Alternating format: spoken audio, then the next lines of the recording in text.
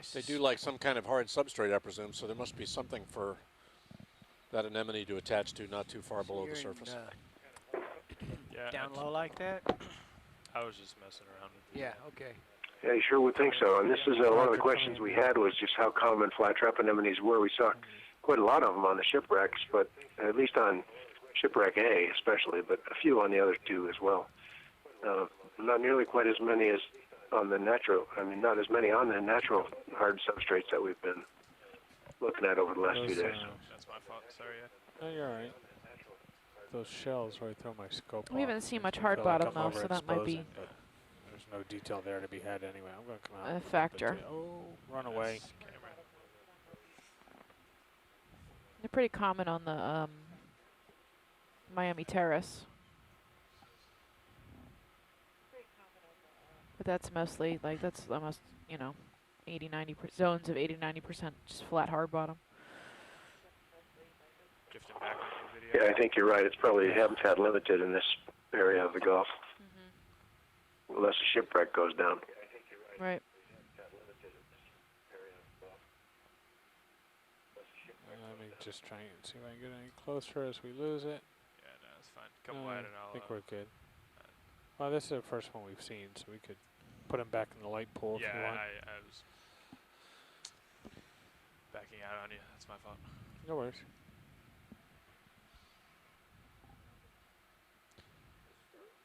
If you take it out of the auto out, because the DVL doesn't work very well on the bottom, and if you just screw the Z-bias in a couple %, it'll keep you on the bottom. Yeah.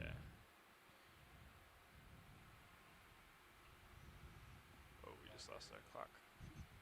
It'll be back.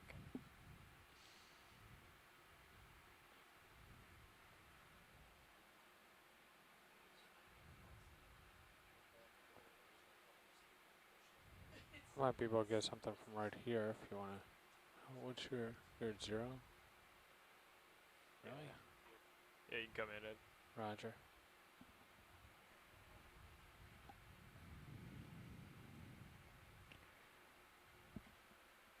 I'm not exactly sure what the diagnostic criteria for these, it's telling, like, figuring out what the species is. So I'm not really sure where to look or what to look at. Whether it's the mouth opening or the lumping on the back or whatever. So I can't really help.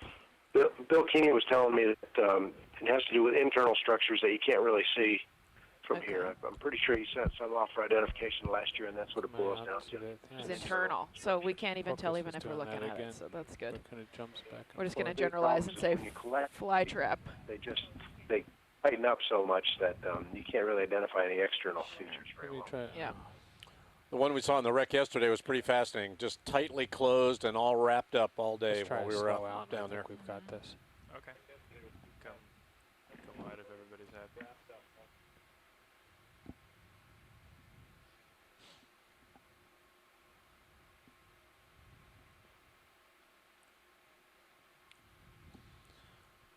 I think we can move on, gentlemen, whenever video's ready. As smoothing out as I can get you. Yeah. Pilot Sirius is ahead and moving on to the beginning of the slope, but still just full wide. Yes, here it comes. Still just rising 10 meters over 40, so nothing extreme, but we'll have to come up a bit. Roger. By the way, the nav situation I have here, I trust this pretty much. Oh, yeah? And high pack's a pretty good representation now as well. Oh, we're by it. Oh, we passed 3 already. Waypoint 3 is there, so Okeanos Explorer is moving its way up the slope now. We're following along. The vehicles are about at waypoint 3. Yes, pilot, make sure to run through here. Yeah. Keep coming.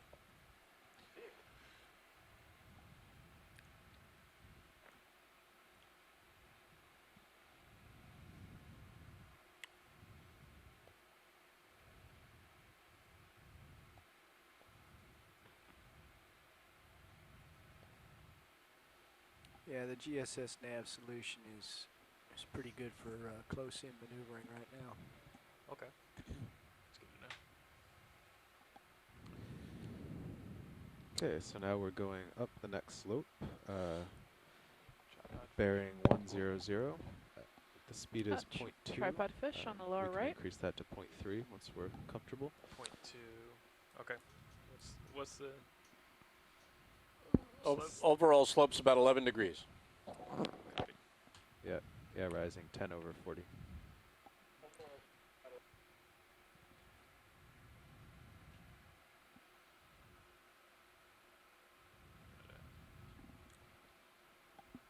Some Depression over increased there. bioturbation over here. Yeah, it might be another one of these resting traces. You know, it really doesn't look like a burrow. Just it's where an organism, I think, has plunked himself down, and you can see the depression on the far side. You know, it's filling in a little bit, but that's Right.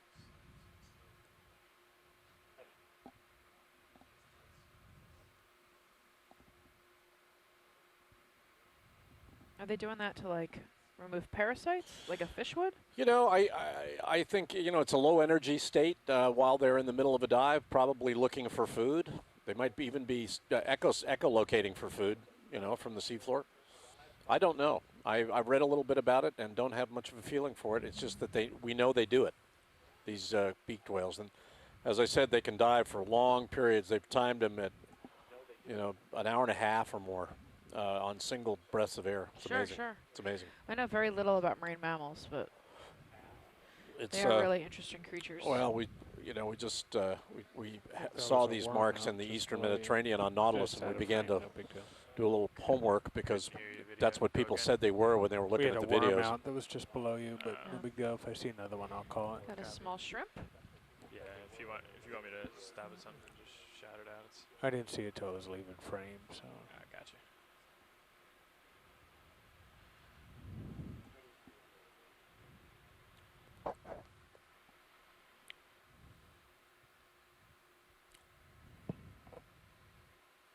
Where am I now, Dave? Let's see. You've puppied off to the north. I have. Yeah, you're just on the edge of fisheye now. Yeah.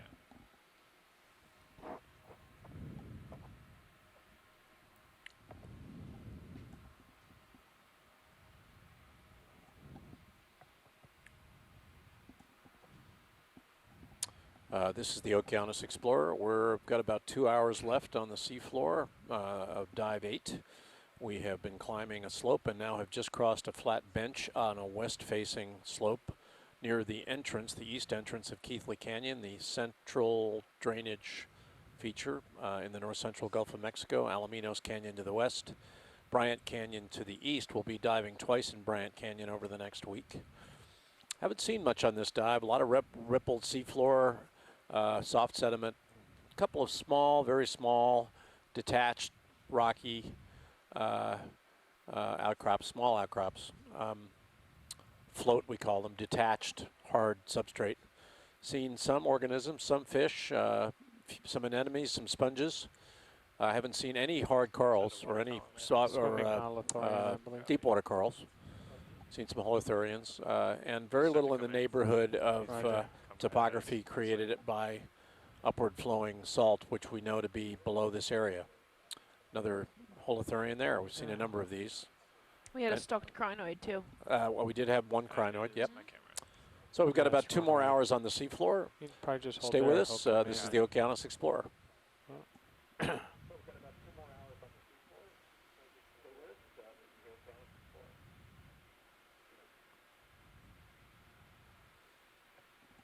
Another Neapneastes, very attractive holothurian. We've seen them feeding down on the seafloor, both swimming and floating by. They really attractive creatures. Very nice. That's their gut, the light orange. They're translucent, these organisms. You can see the working parts inside them. The other one that was on the ground was We left actually him a lead lot frame, I darker. think. His Copy. you know, skin, if you will, is much more purple and less translucent. Yeah, this one's This one's pretty clear. Come on. Roger, coming wide. Thank you. Sure.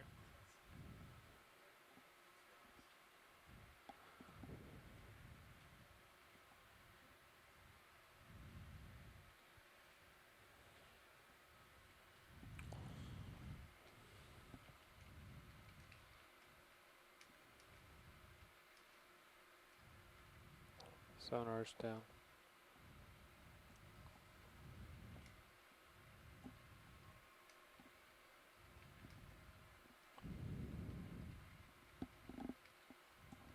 You know, co-pilot, the sonar's only frozen a couple times today. It's an interesting ripple mark on the Sirius cam. Watch lead. Yeah, it's Goes a from definite boundary area here. yeah.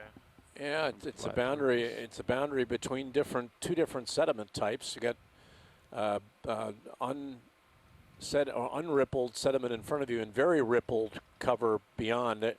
That's a really nice example of the nature of the changes in sediment types associated with what I think are periodic downslope flows here. Say again, pilot. Very nice. On Zeus or Sirius? Zeus. Zeus coming in. Just see if we can look at this fish briefly. And then I'll Roger come that. up and image the boundary. Got a small Got a fish. pretty good view of the transition there on the overhead view from Syria. Yeah, really, really nice. Coming wide. And it's actually a slightly higher seafloor, and it looks like another cover of sediment that's There's moving your boundary. over the older sediment, the lower seafloor. No, that shows it nicely. Let me bring the blacks up. You know, when you transit the canyon today, you're tempted to think of it as a very tranquil environment, but in fact, it's not. It's just only periodically very active. We're seeing it on a quiet day. Yeah, that's the boundary. Yeah, Mike nice. Vecchione's talking about the fact that larger gouges have been seen in Mississippi Canyon where sperm whales feed and where large squids are near the bottom.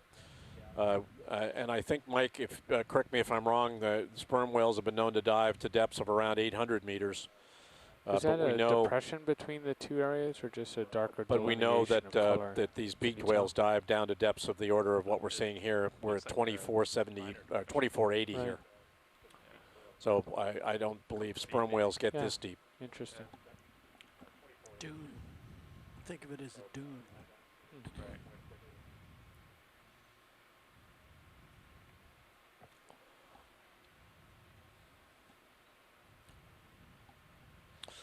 Climbing this slope, we'll be on this slope for the remainder of the dive. It's a long one. We won't get to the final waypoint on this dive, but we're dealing with a slope that's about 11 degrees. It varies a little bit in declivity as we climb it. Another Halothorian. I'm a little surprised we haven't seen more in the way of hard substrate here, but we haven't, and that's why we explore. If we knew what was here, we wouldn't come and explore it. This is our third dive in Keathley Canyon, and it's the deepest.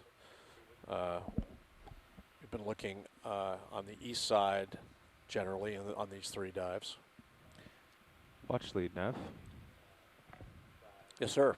Hey, looking at the contours, it looks like heading due east from here would be straight up slope, which would be, it's generally easier for the ROV and everything lines up in sonar. Yeah, there's nothing magical about waypoint 4. Due east is fine. Okay, great.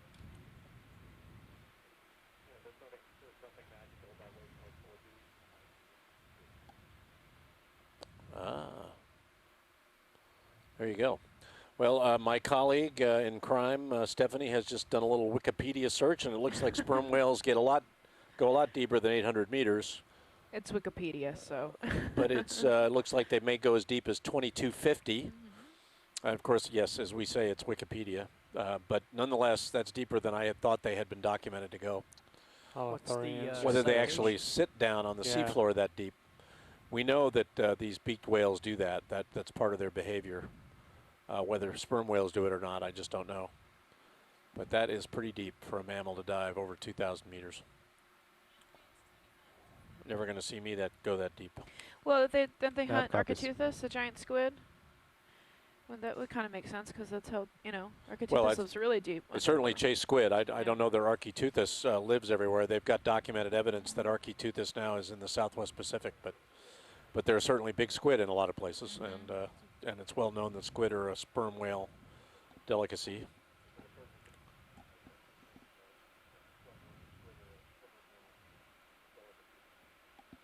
Did you Easter see bunny they have the tracks video there. footage of Architeuthis? Did you get to watch that? I did. I saw it. They're pretty amazing. aggressive. They, they had it on, Swimming holothorian, I they believe. found it on a trident? That might be Right a on fish. top? with Edie Witter? Well, they certainly, but the Japanese also placed what they call critter cams. They also put down cameras, baited traps with cameras and got them there too. So they're around, and we have a colleague, Tim Shank, now at Woods Hole, who is also involved with the ocean exploration program. Would you be comfortable with? But Mike says Architeuthis is in the Gulf of Mexico. Ah, well, I didn't know that. I'll probably get him real quick. Didn't know that, Mike. For an ID. And this has been determined because they've been caught in nets and things, or probably washed on shore. Or washed on shore. That's a guess of mine, but yeah. I didn't know that, and it's fascinating. Bridge nav. But even these Humboldt squid and so on get to be really long. Could we yeah, and Humboldt squid are very aggressive. And aggressive. But change course to 090 degrees and increase speed to 0.3 knots. I know they have Humboldts over California. I don't know if we have any here. Let's do this for 500 meters. See if we can get a side shot. Thank you. This is a macurid. What is this fish? A macurid. M-A-C-R-O-U-R-I-D. See, I was right. If that helps. Spelling things for you. No, man. We might have to let him go here. Yeah, it's a rat tail, basically. Okay. Close enough. It's okay, boys. Don't worry about those Latin names.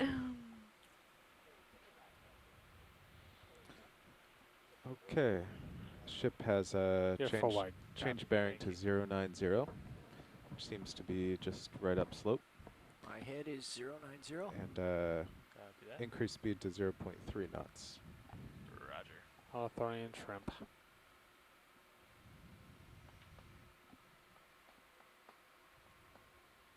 Glass sponge. It's another glass sponge.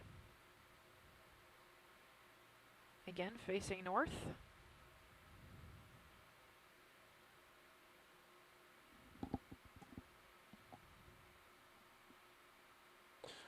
Not a single deep coral have we seen so far of any variety. And I think that may be part and parcel of the fact that we've seen very little in the way of hard substrate for them to attach to. We had one dead bamboo coral, right? We saw a stalk of something. I'm not sure it was bamboo, but it was a coral. Shrimp? Maybe not. No, that's some gelatinous material on the bottom.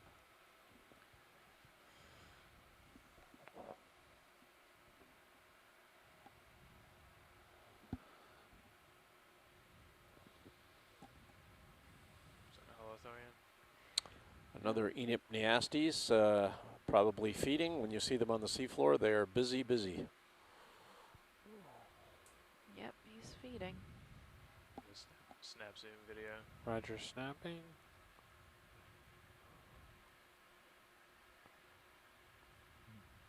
Yeah, hold there. Holding. And lo and behold, that's what he's doing. Stop. Yeah, that's quite right. They're industrious Coming creatures. out. We've seen that and we've captured it. Copy.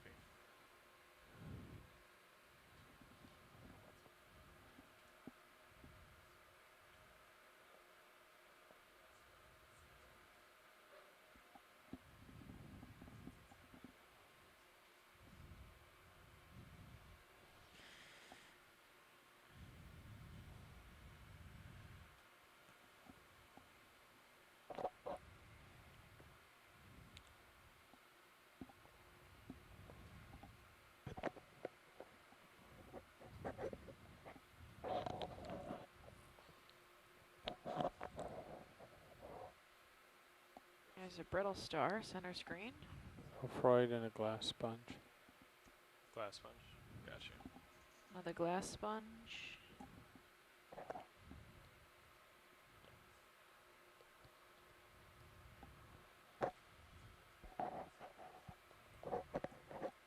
What location on D2 is altitude measured from? It's measured from the DBL about 1/3 of the way forward of the aft end. Okay. And I believe that altitude is offset and relative to the skids. Yeah.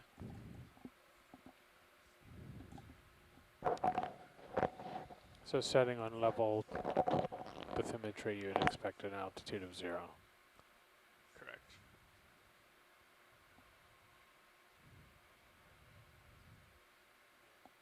Oops, there's our dust pile.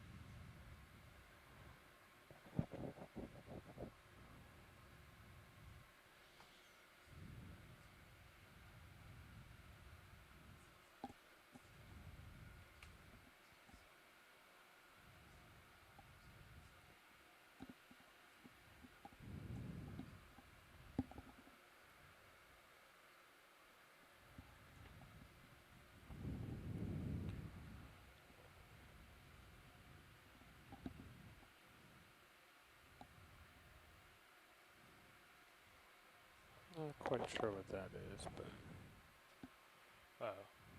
What is? just one off screen bottom left. Could be just sargassum wrapped around something. It's just below the screen right now. Bam. Oh yeah.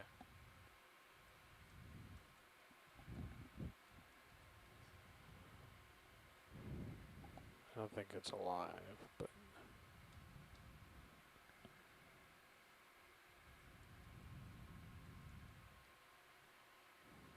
Waiting for Sirius to catch up. Yeah. Well, it's just it's a ballet between Sirius and D2. And when D2 is climbing a slope, they like to stay out in front so they have time to zoom in on things, they say, before Sirius comes on by. Don't want Sirius dragging D2 because the ship is moving at 0.3 knots. So Sirius is more or less moving along with the ship. There's a catenary in the wire, so Sirius is behind the Okeanos, but it's moving at more or less the same speed, and D2's got to stay out in front of it.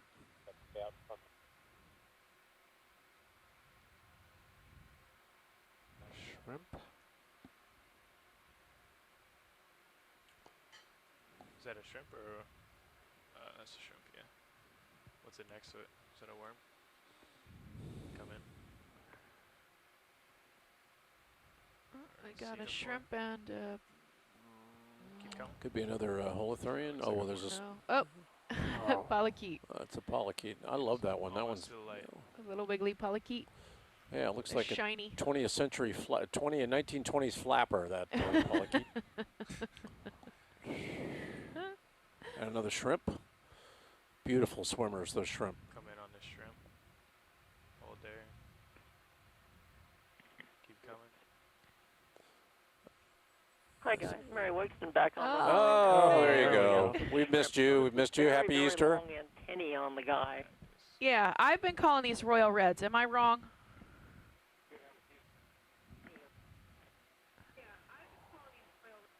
Oh no! This is much smaller, and they Okay. stay up in the water column. Do you know the name of it? I'm just gonna let him go ahead. That's fine. They have no common name. They're called the family Sergestidae. Suggested. Okay. Thank Hawaii. you. Thank you. Boy, do we need you out here. We really feel your loss when you're not around. Well,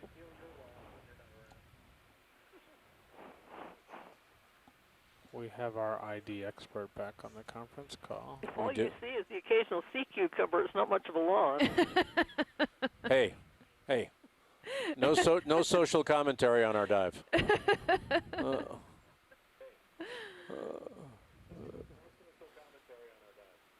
Bob Carney has often said to me that this is what most of the ocean actually looks like, so it's actually not a bad thing to remind people of once in a while.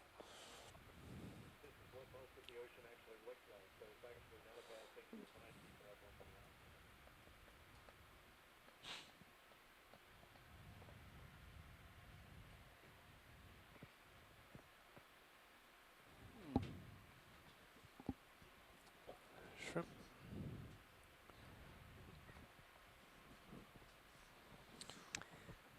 We've just had our ROV pilot and ROV nav switch seats, but don't worry, they do this routinely.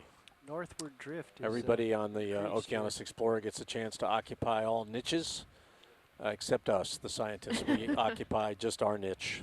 We're not allowed to drive the vehicles because they know how inept we would be doing it. But all of the pilots and the navigators here sit in all the seats. They drive Sirius. They navigate D2. They navigate the vehicles. So everybody's got a chance to gain experience in all of those various skill sets.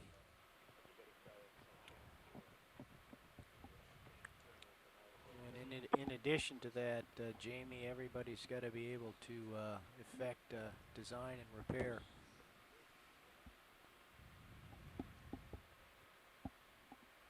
Oh, we have a star center right. Yes.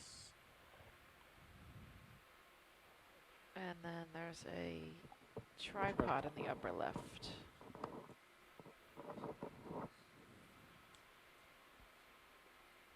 This looks like the same kind of star we were seeing earlier, which is a bat star or a Gauny asteroid. Video, let's go in on the star. Roger, going on the star. I've got him overexposed, so I'm going to bring him way down. There we go. He looks kind of full. He's been eating. Yep. He's probably eating. Hey, come in if you don't mind. He's bulged in the center. We've imaged this species before, so.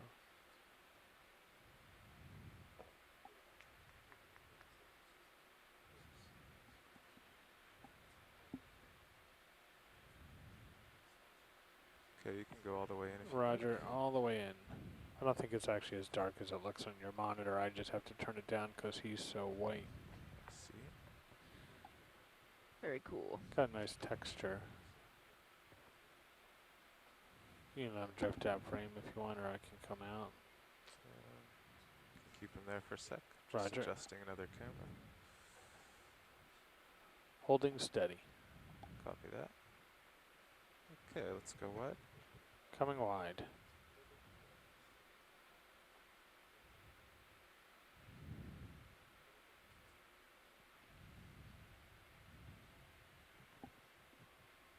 Yeah, I handed up pretty far away. Full wide. Bring your levels back up to normal. There we go. Thank you, video. Directly overhead.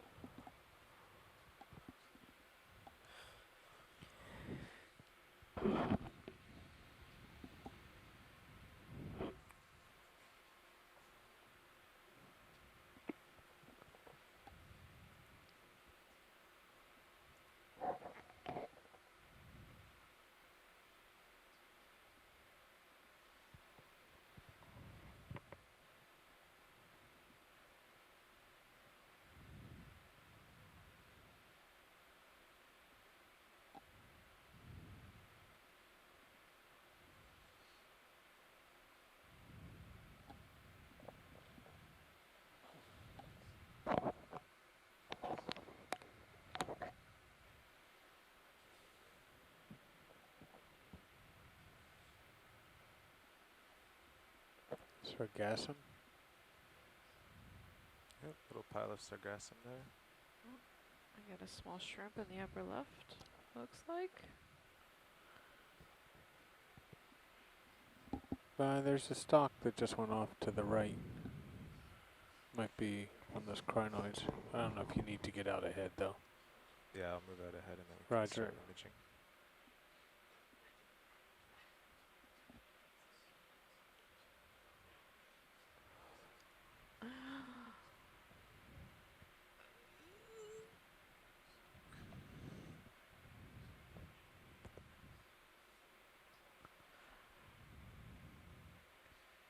We are Sargassum at there.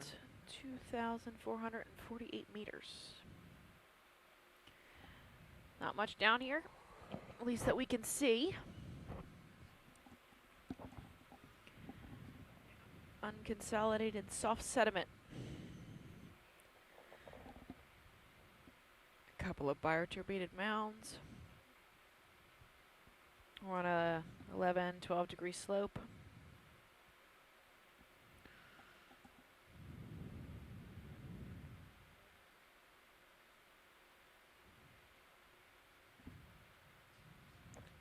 Quick zoom on this video. See if Roger. see what it Quick is. zoom. And It is a Glass glass sponge. sponge. Again, facing north.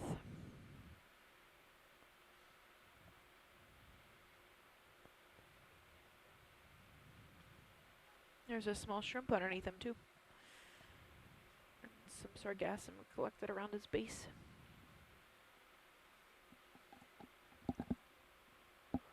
Gotta lower these levels. Feels like you're coming in and down. I am. Just trying to get closer. Yeah, if we get Inside. an end on. It's I'd call it a Eupectella type. So similar to Eupectella. Hop over.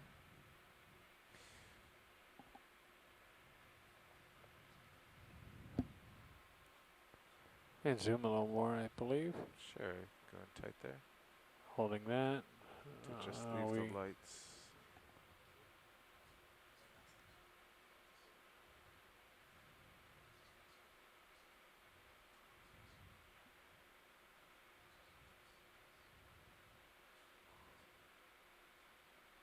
What's blocking the lights? We had such good light from the other angle.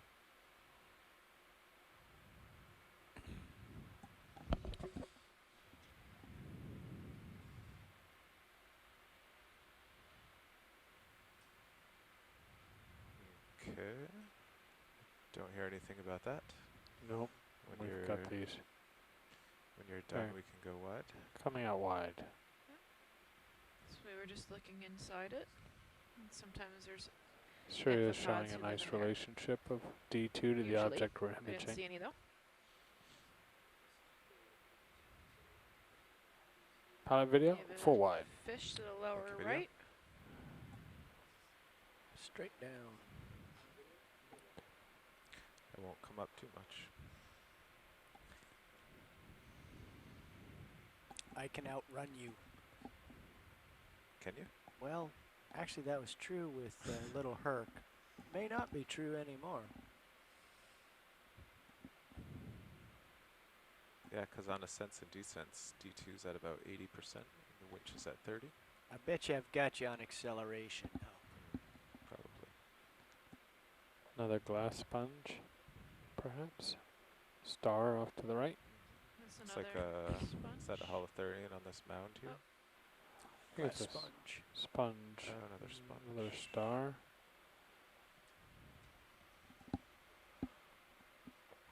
But there's the holothurian you Another were looking sponge. for, I believe. There's no shortage. I think it's the same one. He just keeps swimming around us and landing in front. Same one from the other day. Yeah. Another Yeah, holothurian. same one.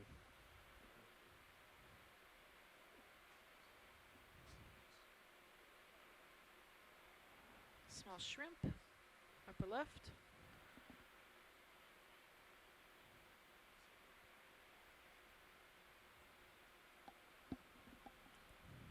Tripod. There's a tripod fish. This species seems a lot more sensitive to our presence than the other one. Oh, that might be the same one we saw a few days ago, actually. It's not the chrome-plated one.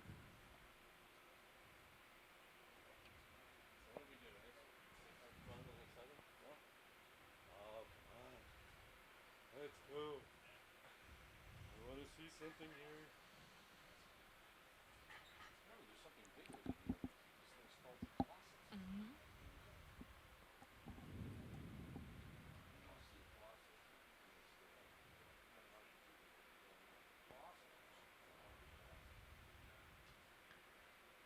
Yep.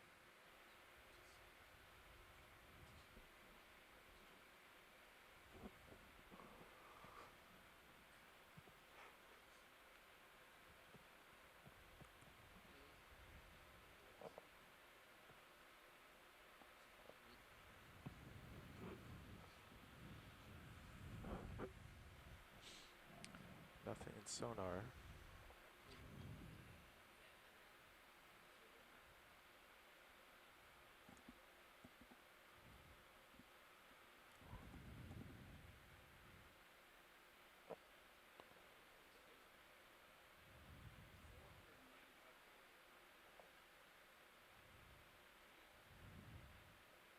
That's some lightweight sediment down there.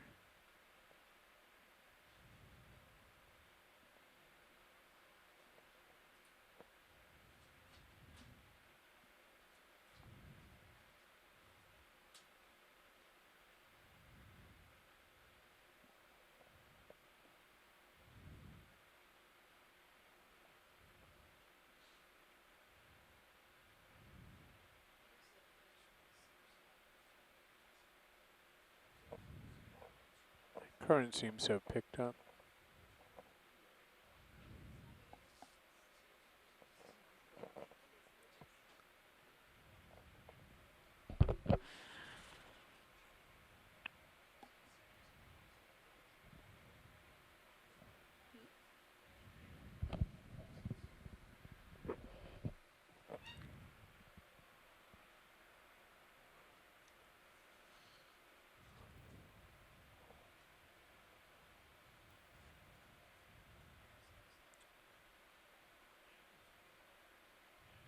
You want to go in on this small Roger. fish?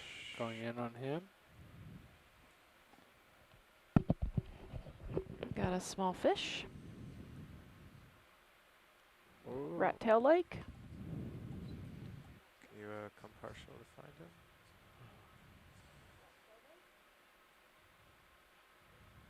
I think we're drifting at the same Macro-urid. speed. Yeah. That's what Andrea called it, yeah. I would assume she's right. Whether I'm pronouncing it correctly or not is debatable.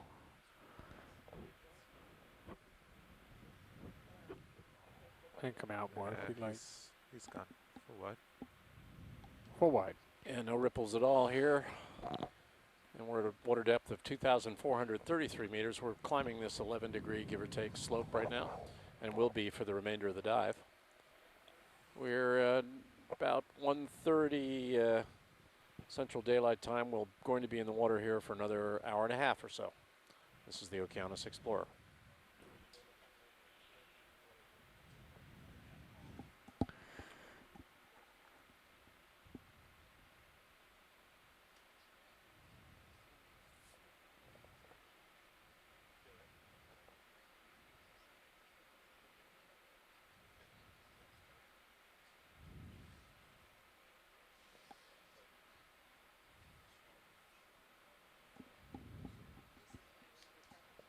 I think from this point on, if there's a holothurian, shrimp, sargassum, or tripod fish, I'll just let them go by. We've got those already.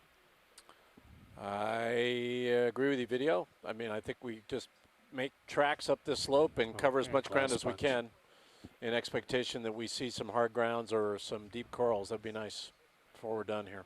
It's coming. Yeah, that's what you say, Ed. It's always at the top. It's true, but we're not going to get to the top of this one, I'm afraid. So we're at that boundary line on the left again.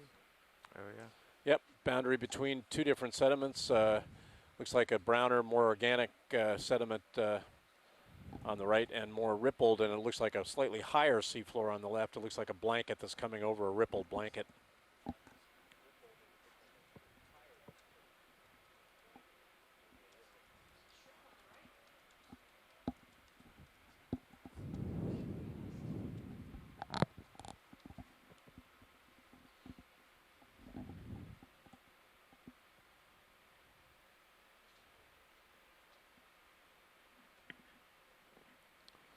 Can you get a better look at that shrimp on the right?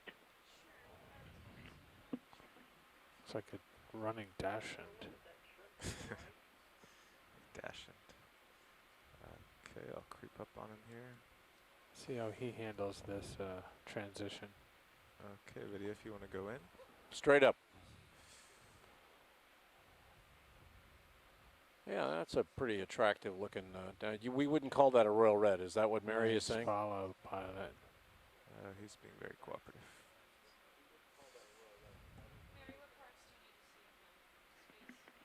No, this guy is probably one called Plesioponeus armatus. It's distantly related to the royal red.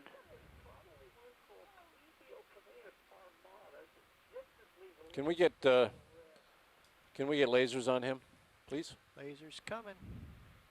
Look at those funny hind appendages. They're characteristic. See how he rose with his hind legs? Yeah, it's amazing.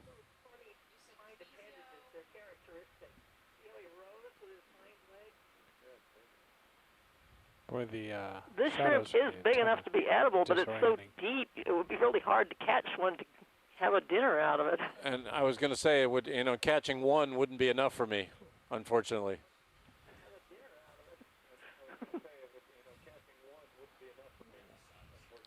You're catching up? Yep, just trying That's to get a lovely lighter. view of it. Yeah, it is. That's good. He's being very accommodating. Or she.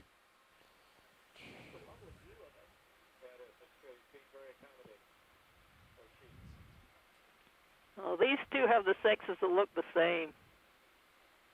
I'm coming out just a little bit to get the whole organism. Okay. And they'll lose focus.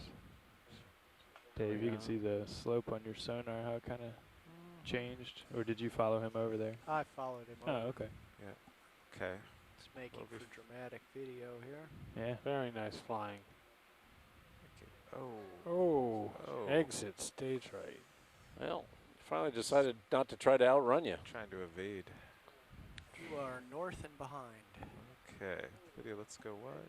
Coming full wide eye. Time to scoot. Very nice. Nice job. Okay, thank you.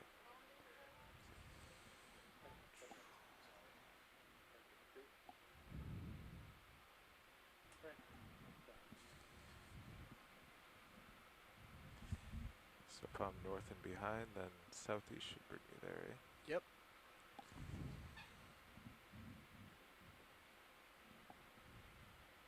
I'm looking northeast right now. Okay. Track you around.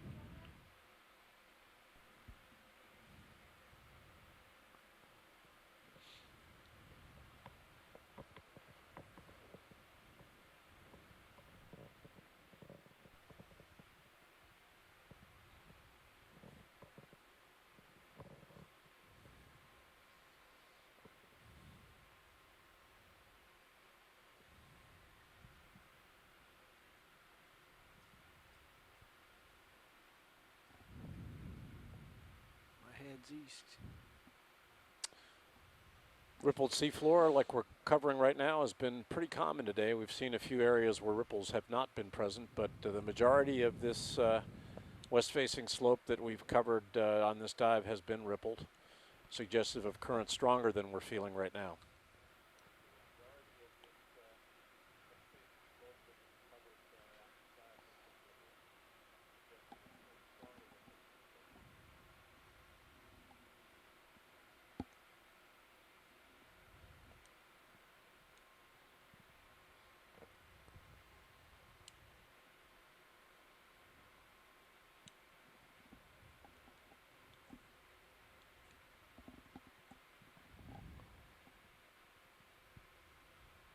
That looks like a worm out feeding.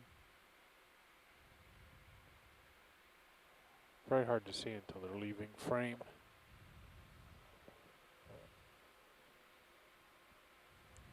Video, can we get a zoom on this object? Roger.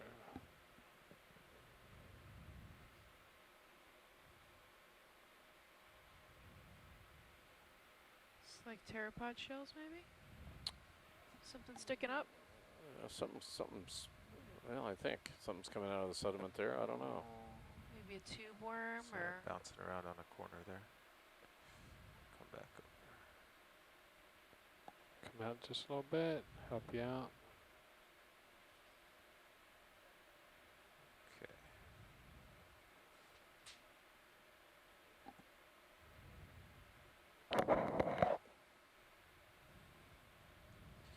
Certainly you got a couple of pteropod shells there. I don't know whether Yeah, that stuck to it. Yeah, That's not what made sure. me think Yeah, it was a wasn't tube stable. worm. Stalk. Thank you. Let's go wide. Coming Tube. wide.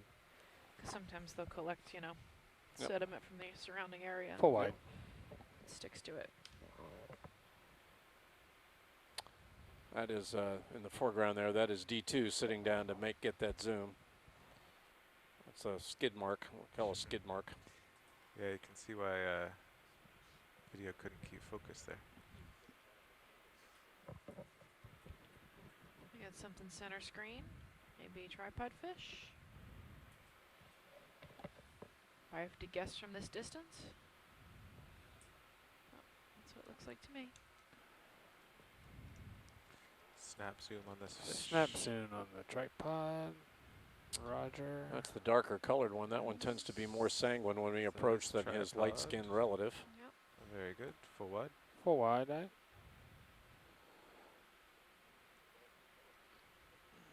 Some bioturbation at the top of the screen.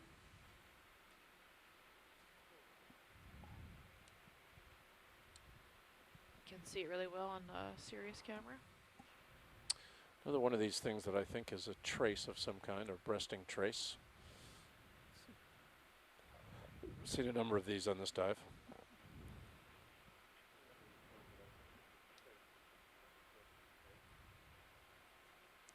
Looks like little sargassum in there. Concur. Hi guys, that tube worm probably belonged to a family called the Onuphidae, O-N-U-P-H-I-D-A-E. They build a tube and attach shells to it, but the worm itself may be a foot or two below the tube. Oh, wow. Thank you. There's what looks to be a worm, bottom of the screen. For some reason, they're hard to pick up until we're right on top of them.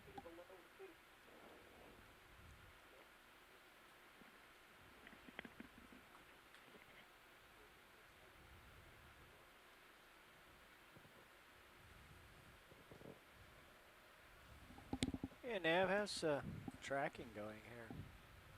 I noticed the GSS solution's not getting any USBL updates. So, Mary, what do you study? Mostly crustaceans, or are you just generalized invertebrates? Oh, joy. Our tracking on HiPAC isn't that bad. It's got 5 to 10 meter jumps. I guess that's what. So you got some delineation off on the right again? We have a delay. Well, I'm a specialist on decapod crustaceans, but I teach general and graduate level invertebrate zoology here at Texas A&M University. Thank Well, you. you're a great help to us. We appreciate it. We'll be glad to brag to your students if necessary.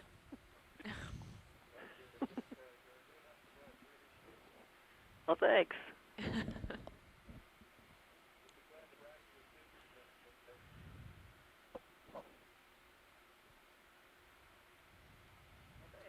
Little jumpy on HiPAC, not too far out of the ordinary.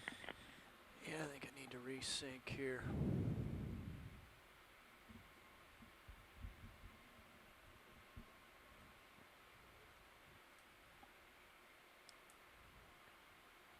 A small shrimp in the lower right. So I've gone off the sticks, just looking at the currents here. Roger that.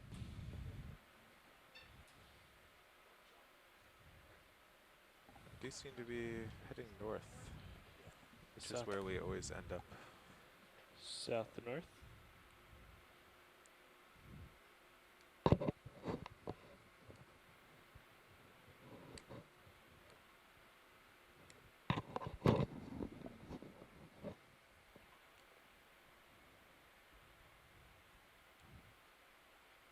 Starboard velocity of minus 0.08 meters per second. Yeah, I stopped to check because as I was driving along, I kept Sliding to the north. sliding to the north. Yes. Yep. Just lean into it a little bit.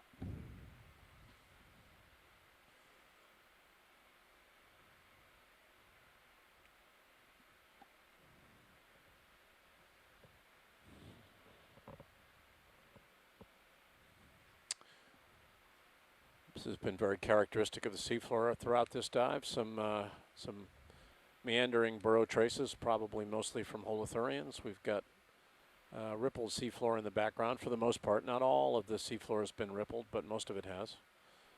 We're still climbing upslope, so the orientations of these ripples are parallel to the track of the ROV, which means the current's running across our view, likely from left to right, from upslope or up canyon to down canyon.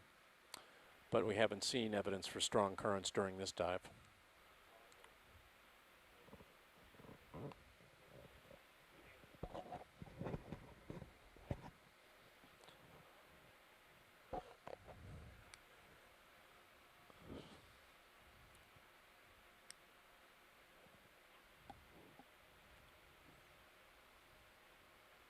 Visibility's been very good, though.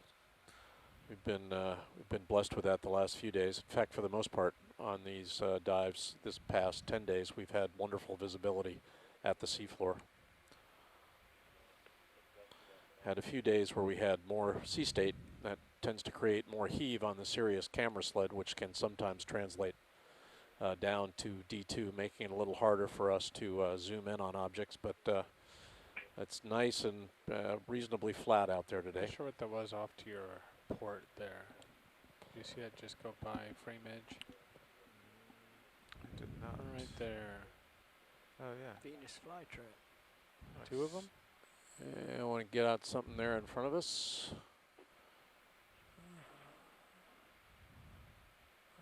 It's pretty characteristic pink. Interesting they'd be pointed in different directions. 2 of them. Maybe they don't get along. They're attached to something. Could be another flytrap anemone, and looks like it might be actually be 2. One oriented in one direction and the other in the other. I think so. But they're attached to something, so we're going to want to get a zoom on these guys. Video. Go in. Pilot video going in. I will pirouette around. Holding there. Looks like they're attached to something that isn't a rock. It looks long and thin. It almost looks like a rod or a stick of some kind.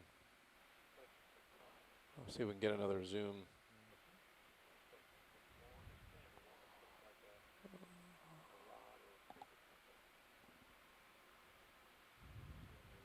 I think the object of interest is actually going to be the space between the 2. Oh, not this open enemy. No, I think it's the one between him and his partner behind. We're trying to determine what they're attached to.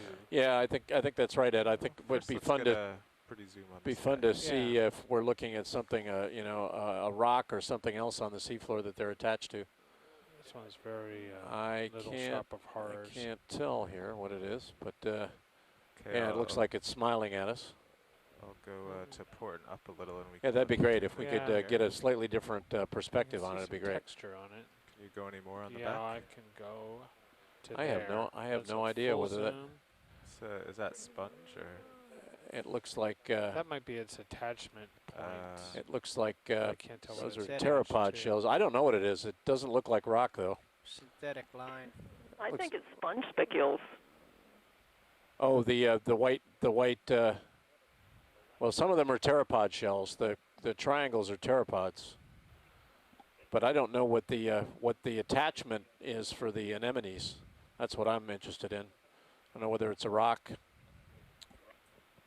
Co-pilot, you're positing that that's potentially a strand of multi-line or something? Yeah, it I could think be you're synthetic. looking at a dead stalk of a glass sponge, Yeah, you perhaps wanna go from partial? Hyalonema. Oh, really? Roger, You think it's that? You think it's that long, huh?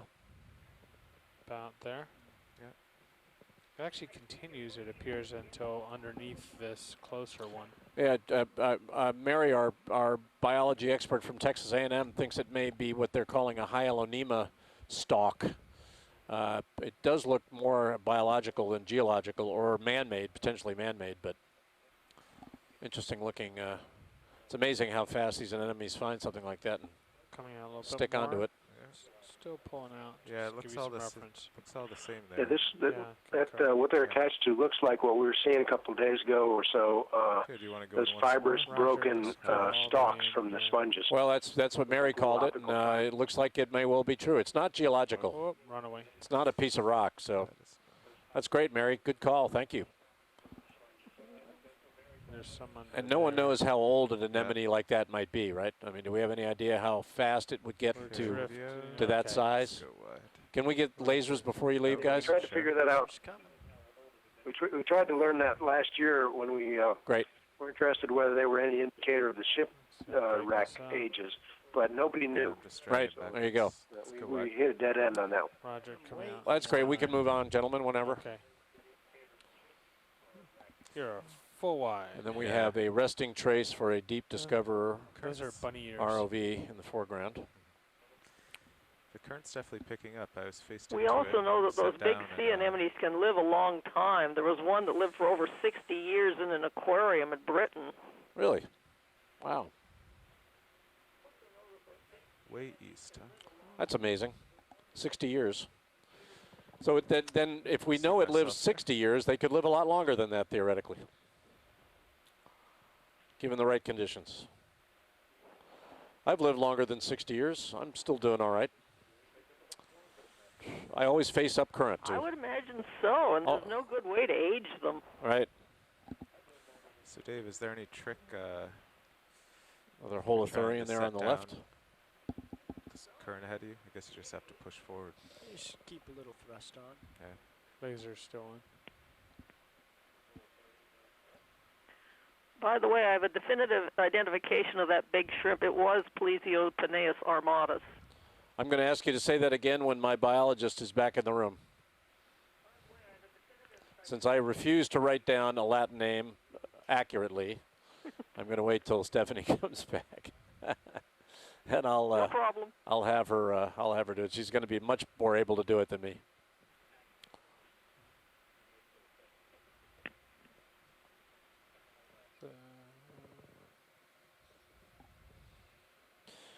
See the increased pace of the D2 ROV when we get behind and get behind Sirius and begin to run out of tether, and then Sirius beckons us very urgently to begin to move and catch up, and that's what we're doing now. Got that.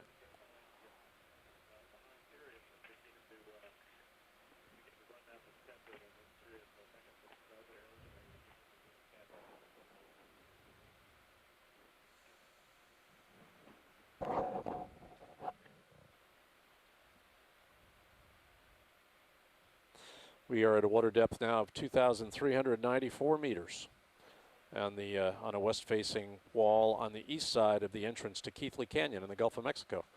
We're in the latter part of dive 8 of our series of dives out here this year in the ocean exploration program. We're glad you're spending part of your Easter Sunday with us. We've been looking at sedimented seafloor, mostly ripples, some sponges, some anemones, no corals to speak of. It looks like we've got another flytrap anemone on the left there.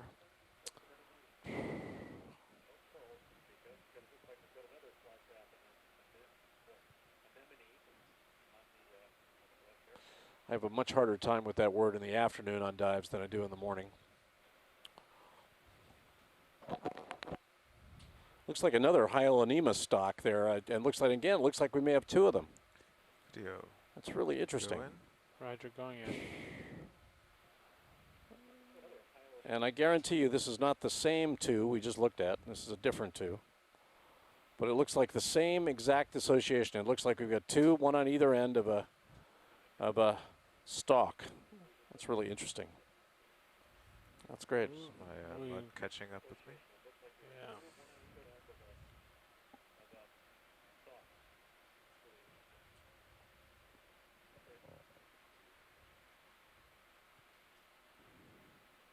That's not going to work.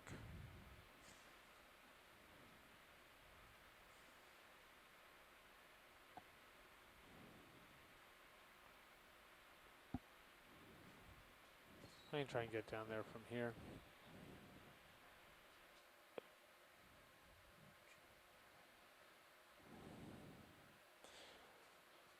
Yeah, and we've seen it before, guys. So if it doesn't clear up, we can move on. I mean, I think we've got the same association we had a few minutes ago.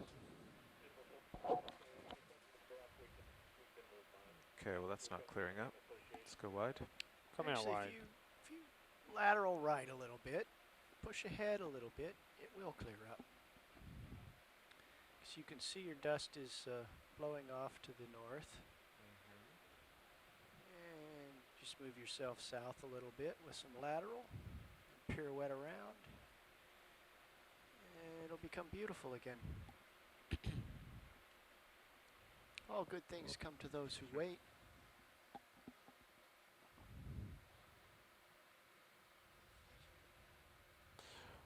Mary has the name of that shrimp for you in Latin, but I refuse to write it down. So Stephanie is back, Mary, so when she gets hooked up here, we'll... There you go. Thanks, Dave.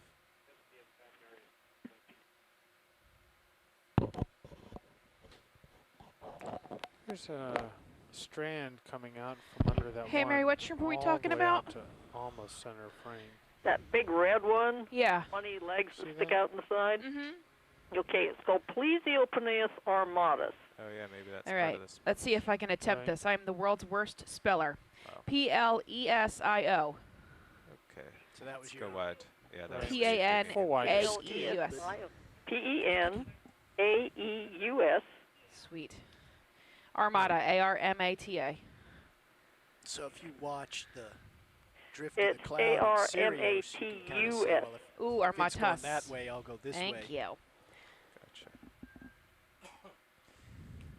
Yeah, It means the armored shrimp that looks like Peneus. Okay. What I would have said. And are they a commercial species, Mary? They're too deep. Right, okay. So they generally stay deep.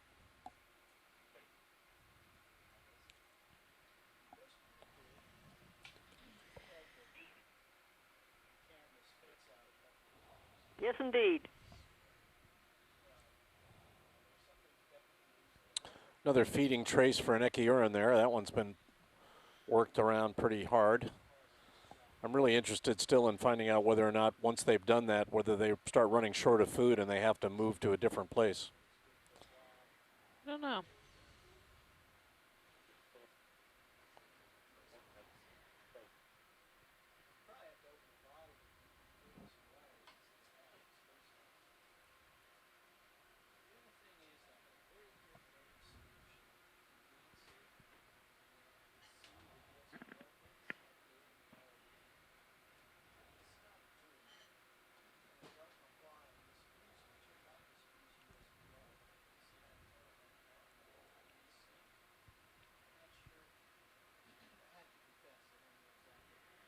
We had two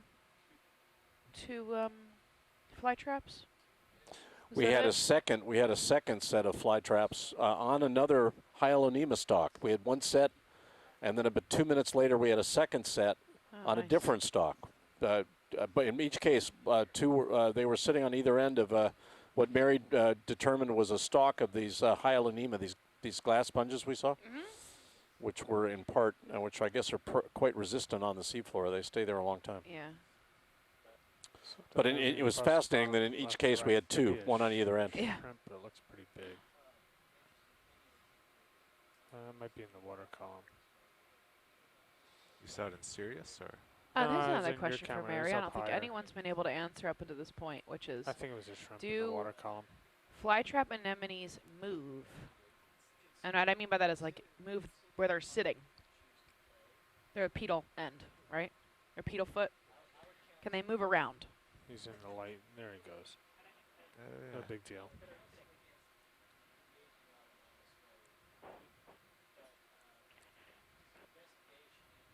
Theoretically, they could, but a lot of sea anemones, it's not just fly traps. Once they settle into whatever somehow they determine is a good place, they stay there.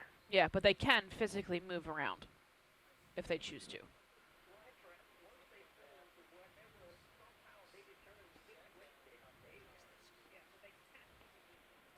Oh, yes. Okay, thank you. I knew that was the case for shallow water ones because, you know, I've had fish tanks and the shallow water anemones kind of crawl around a lot if they're unhappy, I guess.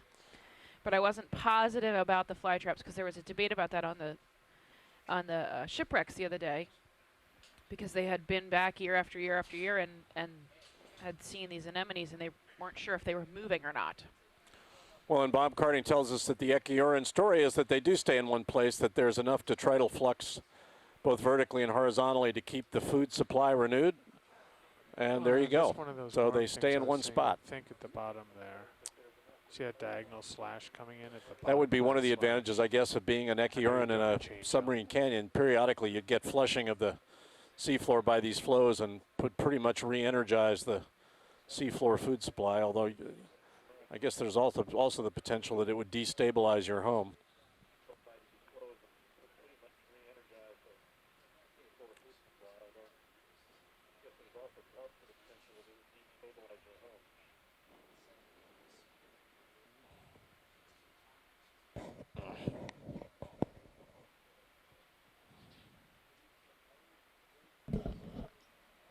Bridge, nav.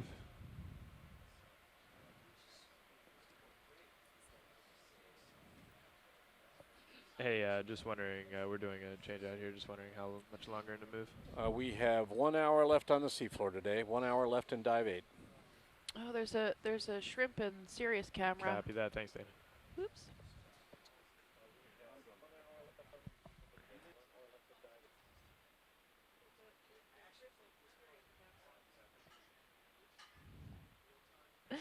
I got something in the upper right.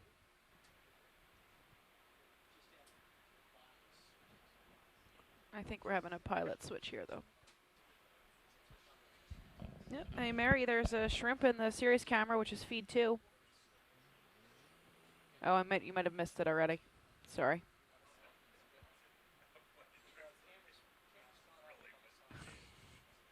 No, I missed him. You missed him. Oh, I think it was the same one. What? Pleotica? What was it? No. Pleo. Just a second. I am having to readjust back to number 1. Yeah, okay. Oh.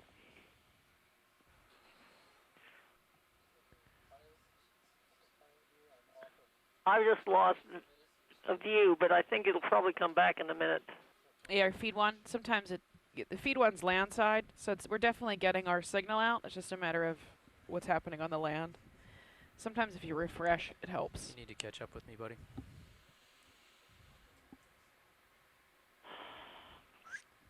All right, got it again. Okay. And you probably just need to refresh or something.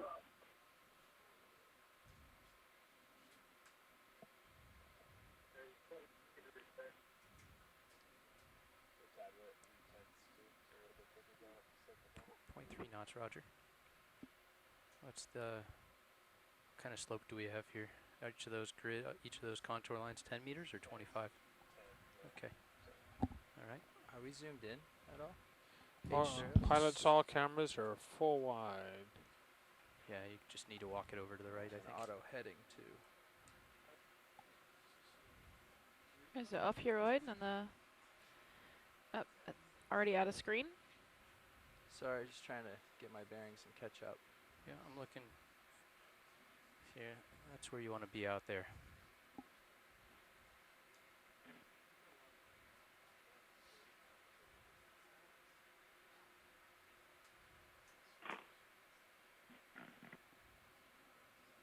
And pilots, we've already imaged shrimp, glass sponges, holothorians, tripod fish, and yep, that's him, all right. All right, good. Roger that. I got him. Those are assumed. So what's the depth range of the royal red shrimp? We're too deep for him?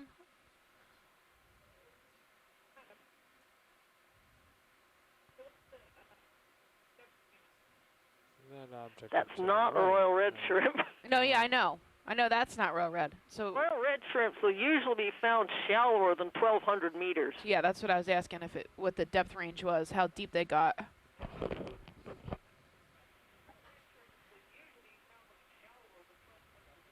Track across bottom, Dan, 095. I think we were doing due east. That's what I heard. Okay, you probably want to keep walking it over to the right then.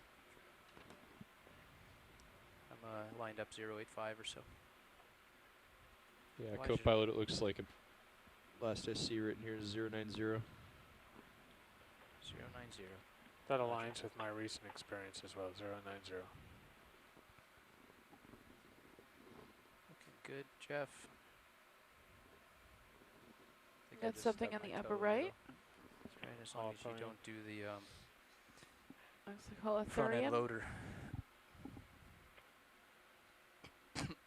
Excuse me.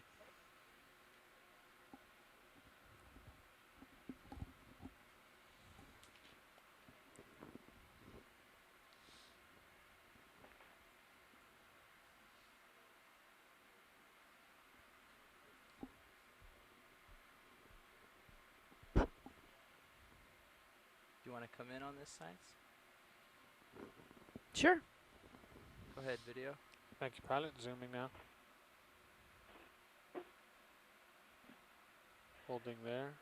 Here we go. Okay, here's some information for you on the Royal Reds. According to what I've found, off Mississippi Delta, it occurs in sufficient numbers for a commercial fishery at 180 to 360 meters. Oh, wow, that's shallow. Okay. Thank you. I thought they were much deeper than that. Shows you how little I know, huh? Thank you so much for clearing that up. Okay, come on in, video. Coming in, watch lead, Nav. Go ahead, Nav. A little bit more. So the bridge has said we've just got 10 meters left in that move. What's the plan from here? I think just continuing on past it. Yeah, same direction. And same speed? Yeah, for now. Jamie might have something else to say when he gets back, but I'm okay with that, as long as we're on sediment. Very nice. Copy that. If we start seeing hard bottom, we can slow down. All right. So, pilots, I'm going to put in another 100-meter move. Coming out. Come on out, yeah. Better get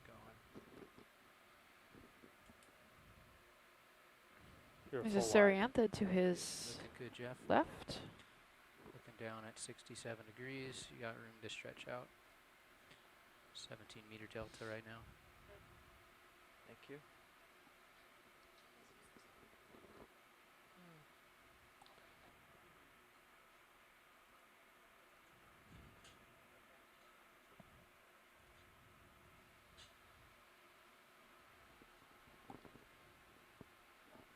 So pilots, I'm going to continue our movement, 090. I'm going to go ahead and put in another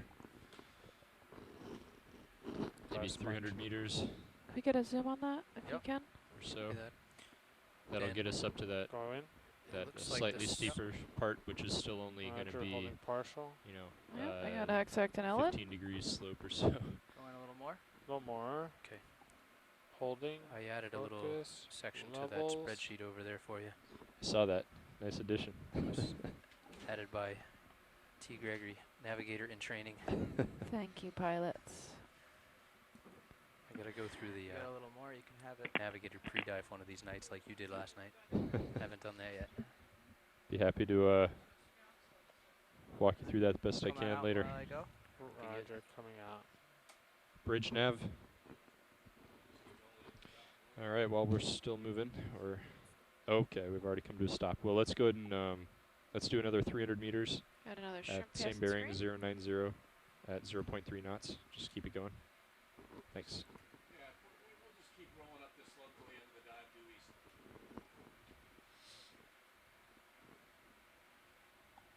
Is this the same thing, or do you want to take a look? I believe that's another I glass think sponge. it's down at you, sponge. Jeff? Okay.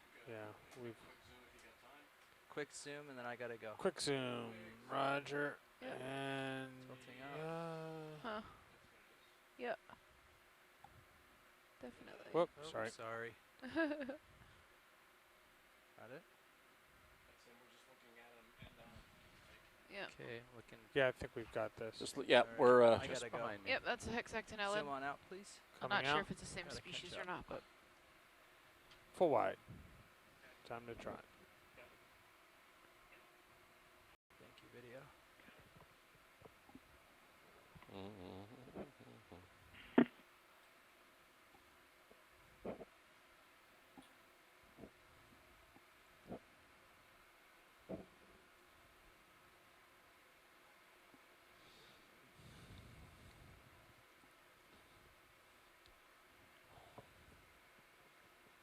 fooling with your sonar, but the fact is there's just nothing out there.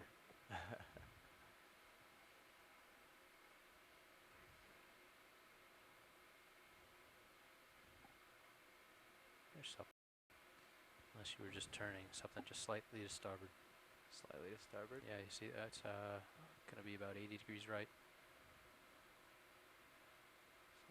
Lump. I'll tilt up and you'll see it, I think. That's it there? Could be. I'll head over and see. You're looking over top of it now. It's not going to come in on sonar unless you drive to it. was about 10 meters, so yeah, that must have been it.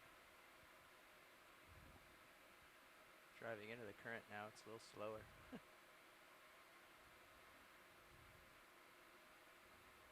That must be it. It's not much, huh?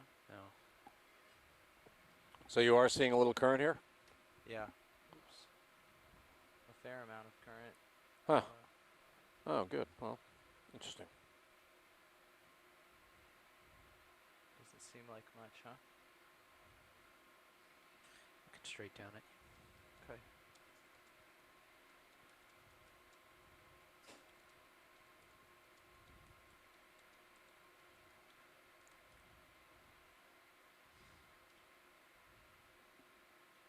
Another shrimp. Tilting up and coming up. Roger.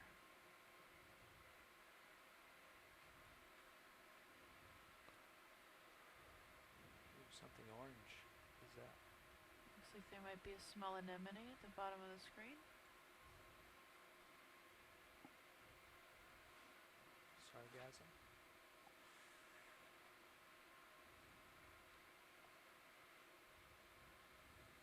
Detritus.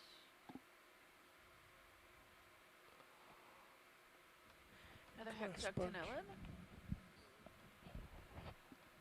You can snap video. Snap, roger. Again, facing north. Yeah, once again, they're kind of facing up the canyon, which I don't think is a fluke. We've seen too much of that. I think it's either minimizing its cross-sectional area relative to potential down current flows or some other strategy that benefits them relative to the ambient water flow because they are filter feeders. So. Coming out. Are you still looking down mostly? Or That all one the didn't time? have a top. 50 degrees usually. Some of them have covers. 30 seconds Yeah, or so. yeah. That one didn't. I think I don't know if it's a species Yeah, issue we've or done if this. that's just Roger. broken or. Steady climb. We got the winch. Steady up every few moments. Yeah. Got the doing the same thing with the verts.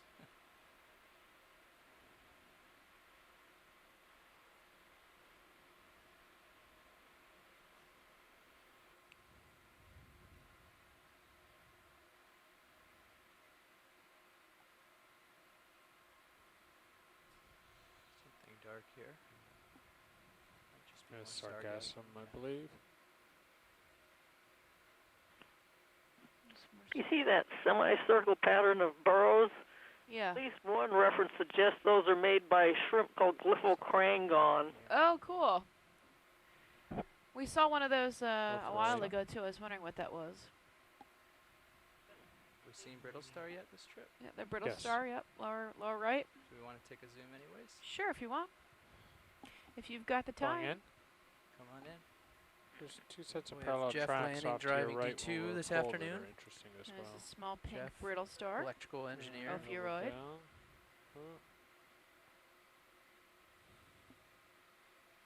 And come in more. I haven't seen too many of those on the sediment surface. Couple, but not many. Some with coral, a lot with corals, but Yeah, not too many just awesome. sitting out there.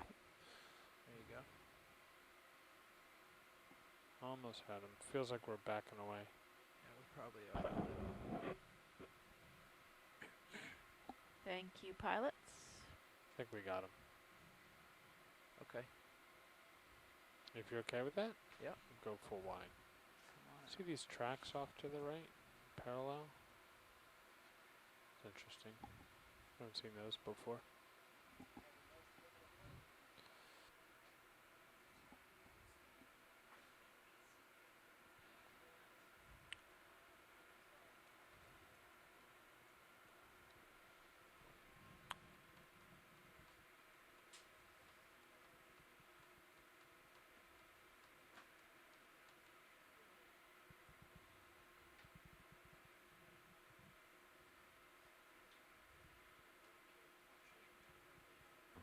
Watch lead nav.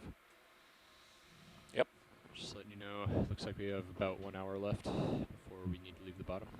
So. Roger that, and we'll just keep doing what we're doing. 0.3 at 090. Sounds good. Hey Dan, we should probably plan on a slightly slower. We've got a speed for revised the- time off the seafloor of Oh, for the, about greasing. 3:15, about Would you factor in 15 Central another Daylight. 5 or 10 minutes for changing out buckets when it gets empty. Sure. Sure. that case, yeah, another 55 minutes or so.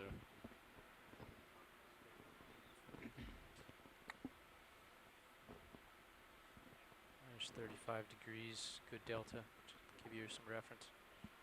Sirius is staying on track unless you need me to turn. Video shift change. Copy that, Ed. Ian says hi. Thank you, Ed.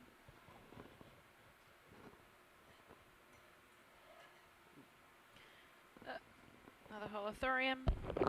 This is Steve Giddings for a second. Bob Carney sent me a message a while back talking about a guy named Willis Pequenot who did a lot of work out on the continental shelf in the Gulf of Mexico along with others back in the 60s and 70s, trawling back and forth here and there at different depths to try to figure out what was growing out here. Uh-huh.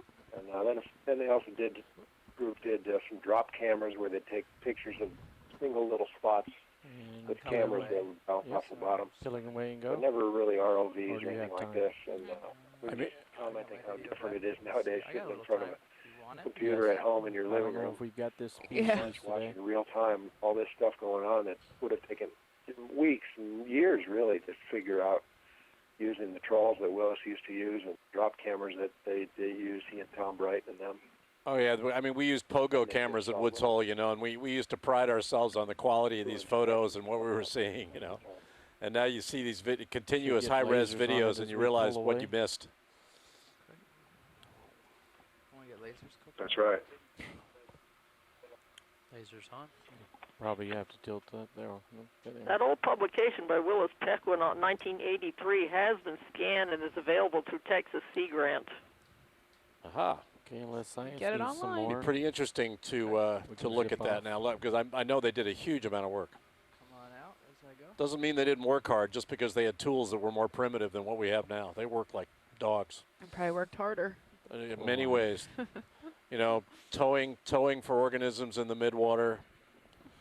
You know, it's just a lot of work. No digital cameras, everything, everything film cameras. We forget how much work that was. Oh, developing? Oh. Yeah.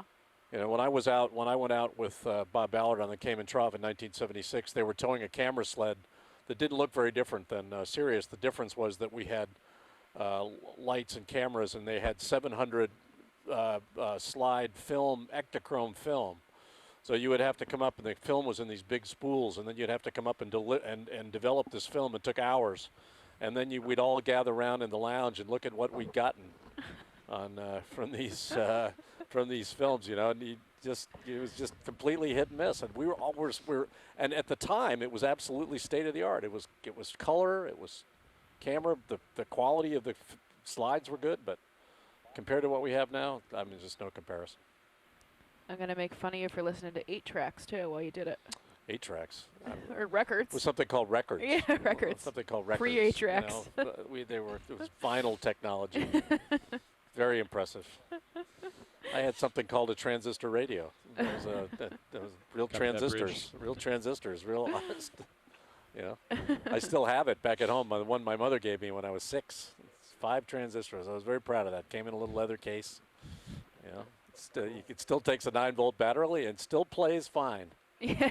Still plays fine. In our lab, we have made by RCA. In our lab, we have a little lamp that John had since he was a teenager, and it's still using the same light bulb it did back then. Hey, I used instruments when I was a graduate student that had vacuum tubes. Yep, it still works. Oh, come on. No, we've come a long way since those days. A little something here. Yeah, this looks like another one of those yeah, resting traces. Well, whatever. Well, it's a disturbance. Bathy thermograph to use skunk oil? Hey, you know, smoked glass, bathy thermographs. You know, the great thing about having been a graduate student in the 1970s at Woods Hole is that you were still rubbing elbows with people who basically started the business. You know, there were people there that had been there since the Second World War when I showed up in the early 70s. And that was you know, the Second World War really was an incredible shot in the arm for underwater science. And they were still and the instruments were still lined up on, you know, on the corridors, old vacuum tube instruments. Fantastic stuff. I'm gonna come down, take a passing shot on Sirius as he looks at this. Jeff, tell me if you're gonna move. I'm moving a little. Tight shot on Sirius. Alvine, for whom the Alvin is named, great scientist, but and a wonderful visionary. But he would walk around with a set of ear flaps on, like Snoopy from the Peanuts cartoon strip. And he had a big, he had a big blackboard in his office, and he would periodically grab you by the elbow when you were a graduate student, and drag you in there to show you some scheme that he had for strapping outboards on icebergs from the Antarctic and bringing them up to Saudi Arabia for water. There you go. Tight shot on Sirius. Yeah, see, there's another one. I don't know where we are. There's a good view from Sirius now of D2 stopping to take a look at that sponge. It's a view we don't often get. It's a view from looking back at Sirius, okay, looking at the business end of Sirius, the front end with the manipulator arms. Jeff, time to go, man. Okay. I'm coming up fast. Thanks, pilots. Showing how much light we can put on the seafloor at close range. When we're moving through the water like that, the tether's very safely behind the vehicles. Bioturbated mounds. Okay, I'm coming up, and you're... At a water depth now of 2,338 meters. We've come up quite a ways today. Let's see. We've come up over 300 meters, 320 meters since the start of the dive. So watch lead, just want to let you know, if we continue at 0.3 knots, we won't quite make it to waypoint 4 by the end of the dive. Just wanted to make sure that was okay. No worries, it was an arbitrary point. Got it. I guess. Are you looking? It was 090. It was squishy. Oh, okay. You got time. It's really big in my light there, isn't it? Oh, that thing? You see it to my... It's dirt, mud.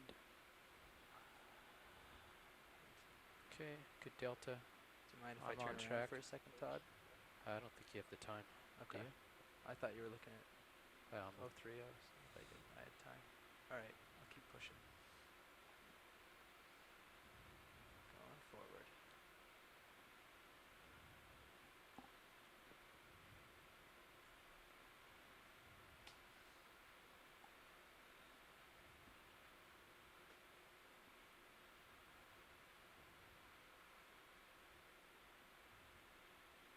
If you tilt your camera up a little bit, I can give you a more distant view.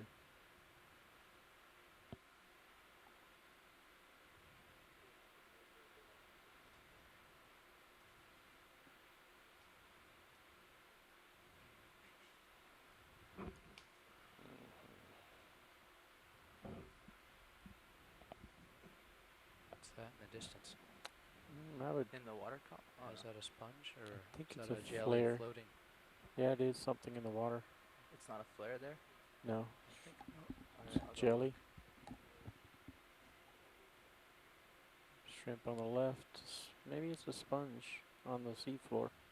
Large one. Snap zoom. Follow me for a second, Todd. You got it? Ooh, what's this going on with my head and everything? We might have something there. Interesting. Snap in, go ahead, Interesting. See if we can identify it. Is that a hyalinema? A big? No, it's not. It's Should get something else. lasers on It's it. definitely a hexactinellid sponge. It's a but sponge. Wow. It's That's color. the.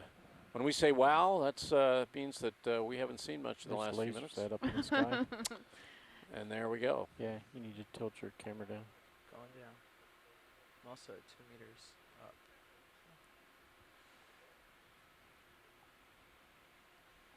It might be hyalinema, but I don't see it. I mean, it doesn't have a stalk, so I doubt it is. Yeah, unless the stalk's hidden or tucked. Oh, and there's a fly trap in the back, it looks like, or something. Yeah, looks like something behind it. So we might need to get a zoom in behind there, gentlemen. Okay.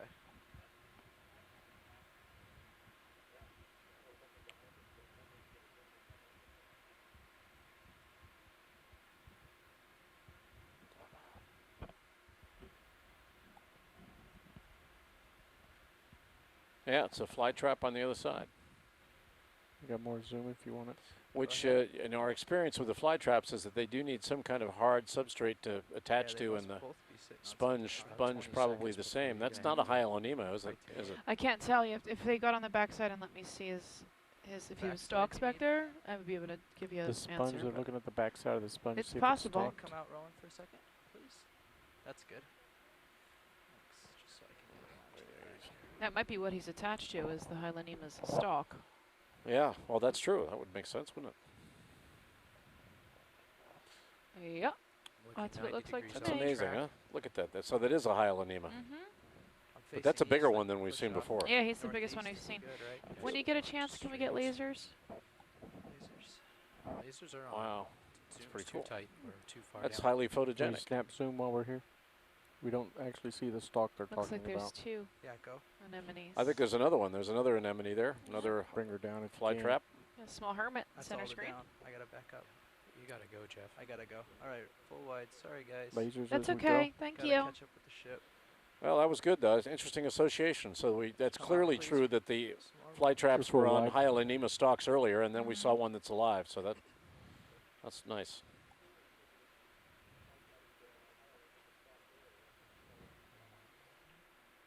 Sorry, I couldn't stay longer. That's okay.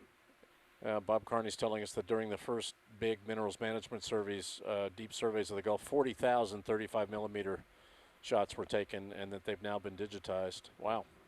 That doesn't surprise me, though. I mean, Are you facing we took a south? lot of pictures. They just, it was Southeast. slow developing them and getting them up. Yeah, we have. We took thousands of pictures in the Cayman Trough in '76. Yeah, we. At Harbor Branch, we have thousands of slides that we're working on digitizing at the moment. Oh, bragging, bragging, bragging. You know. Oh, I can't even imagine how much developing time 40,000 35 millimeter shots took. You know, we had rolls that had 700 shots on each roll, and they took hours. That's So, what interns are for. they wouldn't let interns anywhere near these Ektachrome films. You kidding? No way. Some of the best photo people in the business were handling the developing on these. Oh, well. Is that a coral?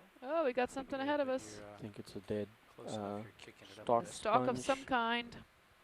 Uh-oh, my Snap Lord. zoom. Are we going to get a deep coral before the end of the day? Go quick. I'm gonna have a cloud soon.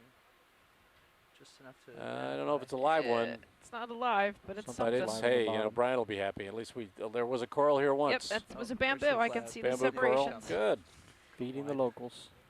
Too late. Sorry, I was going. It's okay. That's okay. You know, this is the equivalent of a skid on the blacktop. Yeah, when you're going 60 miles an hour and you got to stop short to look at a traffic light, that's what happens. And that's we just saw our first deep coral, not a live one, but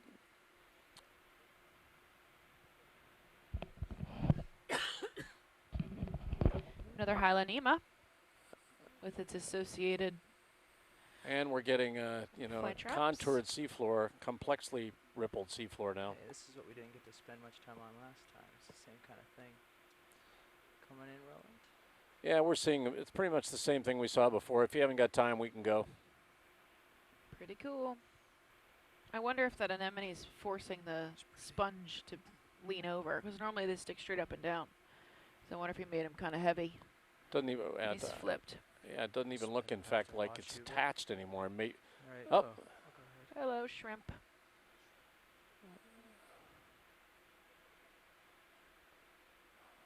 And here comes that dust cloud. Yep, you can just turn and go. We should drive out of that.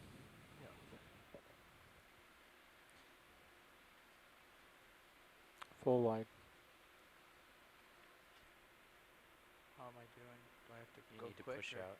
Well, just push up a little. Get out in front so you have time. Yeah, Coming up no, a it's a pretty good hill here. yeah, it's a very nice view from Sirius occasionally of how extensive that rippled seafloor is. It's also a testimony to how clear the water is today. Yeah, this is the steepest part of the slope we're going up. I'm pushing right over that to run up it, Todd. We should probably slow the ship down to 2/10. And you can see some evidence It's for pretty a darn little quick. bit coarser grain Copy. seafloor here. What you think, Jeff? Little clumpier this masses, incline, a you little don't have more time to do consolidated material, probably Yeah. indicative of the fact that you got some gravitational instability Bridge here. nav. Can we please slow the ship down to 0.2 knots? Thanks.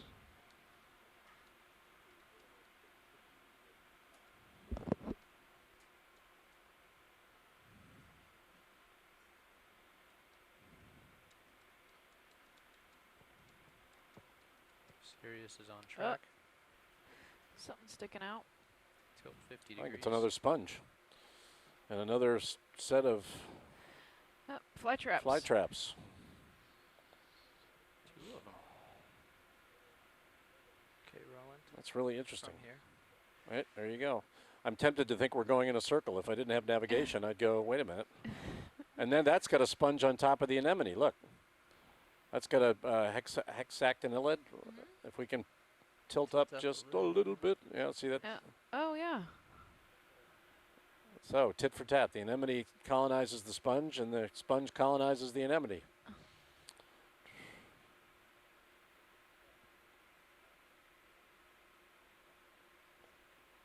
All right, come out, Roland.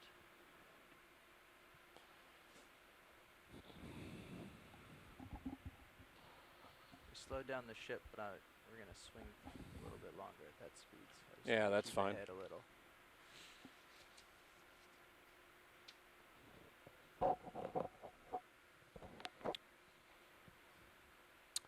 Got about 40 to 45 minutes left on the seafloor in this dive 8 of the Okeanos series of ROV dives in this part of the Gulf of Mexico. We're glad you're spending part of your Easter Sunday with us. We're looking at sedimented seafloor. Just seen some sponges and anemones that are really hosting. The anemones are sitting on the stalks of the sponges. Saw one deep coral stalk, a bamboo coral, but it was not alive. First one of the dive. We've seen some interesting nectonic organisms, shrimp, a few fish. What's this here? Looks like a Hylanema stalk without a head. Yeah, it could be. That's right. Another stalk. But no anemone this time. Hey guys, where are we relative to that shallow salt intrusion that showed up on the sub bottom? We're uphill from it now, but what we can't tell from the seismic profile is whether or not it actually gets to the seafloor. It looks like it might, but it might come in one point, and we've gone over the point. We had the navigation for that seismic line, and we went right over it, but we didn't see anything. Okay. But we're uphill from it now, Steve. Yeah, thanks.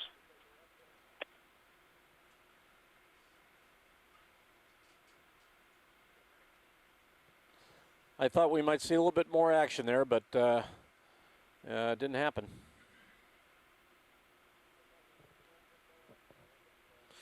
If we, where it would have come out would have been on that bench, that flat bench we came along just make a lighting at about change? 2,400 meters. I thought we might see something there, but we didn't see it. But of course, you know, you're crossing one small piece of that bench. There's no guarantee it wouldn't have been manifested somewhere else. You're looking at a snap on the sponge? Snap on the sponge. Another hexactinellid sponge. Looking real good, Jeff. Sirius is on track.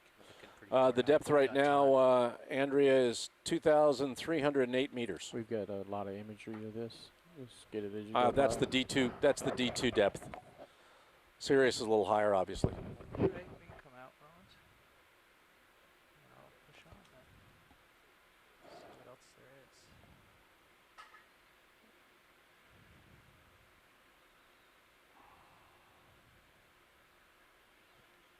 What's the sonar looking like these days? Pretty barren.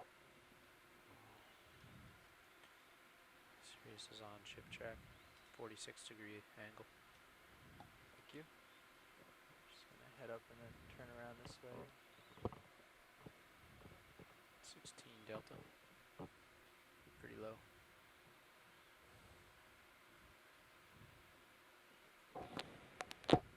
Look at your new camera. We just passed over another hectonella sponge.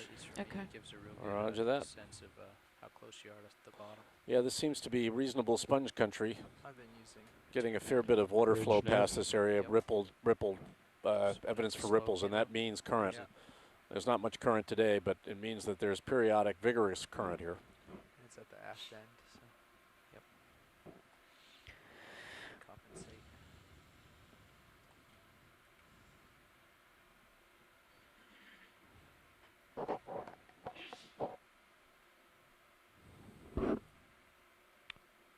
bridge nav.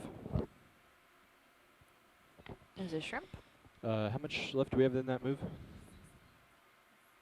All right. Can we go ahead and add another? Well, can we make it another 200 from here? Holothurian So trails. 200 meters, bearing 090, Yep. Little dots. and let's Oh, keep it at dots, 0.2 knots. they don't know. There's a pretty classic meandering holothurian track there. To the right. Yeah, and then it's the same thing. Kinda there's a haphazard. sonar.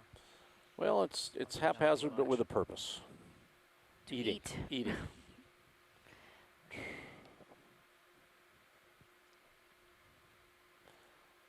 They must inevitably bump into each other, holothurians, eventually. You know, one wonders what happens when two holothurians bump into each other. There must be some kind of They're not curious. They just move on by. Divot in the upper Well, right they have hand to corner. reproduce somehow. I don't know. I presume so, but I, Make sure it's just a sponge. Snap. Go ahead. Yeah. It's another hexactinellid sponge. Or Eupectella type.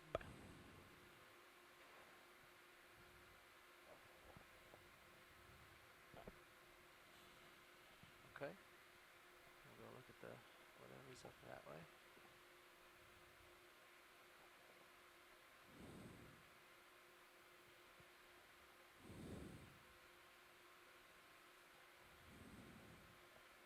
Am I heading for that divot you see in Sirius, or is there something else you saw? That's the one that's in Sirius's view is the one I saw on your camera. Oh, I see it. It's right there.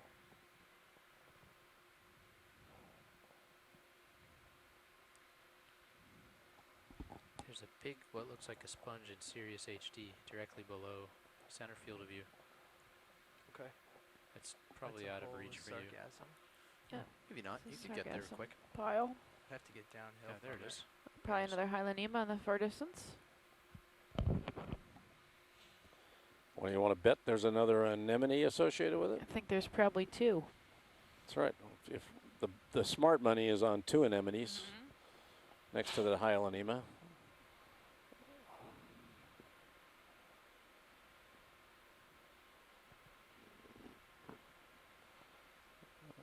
And I already see, I think, well, maybe not. We may be both wrong. Again, the Hylanema is pointed towards the north, correct? Well, Up canyon. Yeah, generically up canyon, yeah. That one doesn't look like it's got any associates. You want to zoom? Go ahead. Unless he's hiding on the other side. That one doesn't look, Oh, maybe not. yeah, he's anemoneless. Wow. That's a pretty spectacular looking sponge, though. I love that. Push in Sirius. So much for your smart money, Gotta go Siri. tight on Sirius. Yeah, well, Can get into this business believe for me. Smart money. I don't bet for a reason. Luck and I have never become acquainted. I couldn't hear you, Todd. I had too many other people in my ear. Just telling a pilot looking straight down. Good looking sponge, though.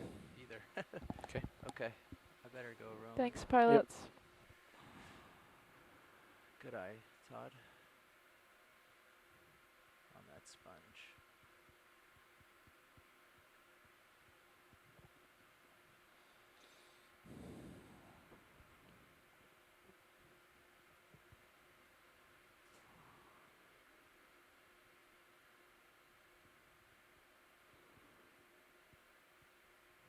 Too high. There's another one coming. Looks like another Hylanema in the upper right. Can't spend much time. I'm already a little behind from that chase, but can take a quick look. By Cracky. Yeah, you got a moment. No anemones. Yeah. Look at the sonar. Gives you an idea of what that little hill's doing. Yep. It's isolated feature. Oh, he's actually off the ground, is he? Well, these have stalks, these sponges, so Right. But he isn't falling over like I think the stalk is behind him there. What's the age And of a sponge like this? They're presumably attached to some firmer substrate. But they do seem to be facing in there, or at least the cups of them are facing in the same direction. Now we've got something sticking out too next to him. Sticking out of the sediment. Worm tube on the left. Also pointed north. Science, what is the age of a sponge that looks Is this the size? current going that way? I think the current. I think they're facing into the current. That's. They don't hear me. That would be my. That would be. I'm a little disoriented here. We're zoomed in, but it's. There you go, Roland. We're not See, zoomed in. Kind of You sponge want- doesn't have to attach to anything. The stalk ends up in a whole mess of branches, and it just anchors the thing in the mud. Right. Yeah. Yep. I think it's facing up canyon. I mean, depending on what we mean by face, the cup end is facing up canyon. This looks like some kind of tube worm. Or the tube of a tube Somebody worm. asked about the age of these things, and we don't know, but there are some in the Antarctic that have been estimated to be over 100 years old. Oh, wow. Video. Hexac, I can't say it, but Really glass gotta go, sponges Jeff. like this. Gotta go? Yeah, Hylanema. Yeah, I'm looking straight Hi, down. Alanima. Casting straight down. Ooh, there's That's some right. associates on it. Yeah, You there's wanna some snap it? associates There on are it. some I'm not sure associates what they on are. that. I think I'm going to start calling it the cotton candy sponge because that's what it looks like to me. Looks like, Very nice. huh, Are they zoanthids sitting on it, or? not sure. Worms? Losing it. Sorry, Copy bridge, backing thank you. Polychaetes of some kind? You're packing up, Jeff. I know. And you Yeah, really that's gotta great. go. Great work, Well, guys. that was I gotta go. polychaete. Sorry. Mary, can you see them zoom in on the sponge? Yeah, I think she did. I think she just said they might be polychaetes. Yeah, At least one of them's a polychaete. okay. I know she's on a delay, I wasn't sure. Seeing a little more hummocky seafloor now. Got about 30 minutes left on the seafloor. This is the Okeanos Explorer. How are you guys liking this speed? Is it a little? It's working for us, unless Okay. we see something startlingly complex that we must stop for. This is good. Is this a downhill part? Pretty little bump, I I guess. think it flattened out here briefly. I'm going to tilt up. I'm still looking straight down, so keep pushing out. Okay. Yeah, Turn we're to east we're now that I'm in the middle here. we're approaching the top of this this slope, so it's gonna be a little flatter from here on out. Copy. Oops, I got stubbed my toe. Brendan Rourke makes the point that it's hard to determine sponge ages using radiometric techniques. And so it's hard to know the answer, and he's sorry, but hey, that's fine. We appreciate the input. These are things that fascinate me, ages of things, and why they're colored the way they are, and why they live the way they do. And it's another indication of how little we know about a lot of these organisms in the deep sea. We can image them, and we can appreciate their beauty and appreciate how they interact with their associates, but we don't often know that much more about them. And it's why we're down here. This is the Okeanos Explorer.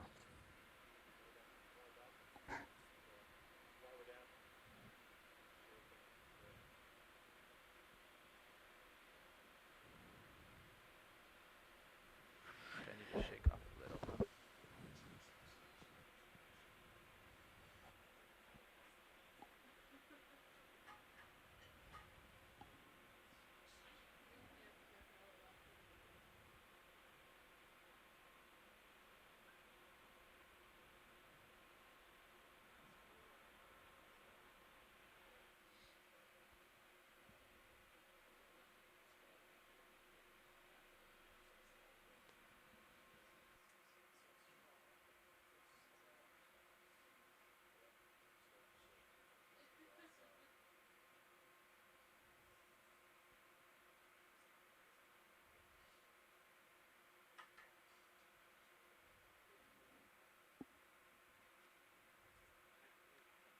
Get a little dirt off.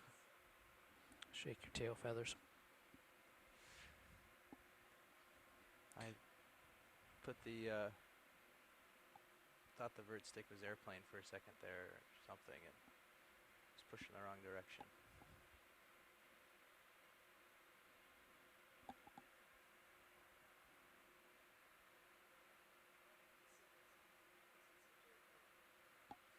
I never do that.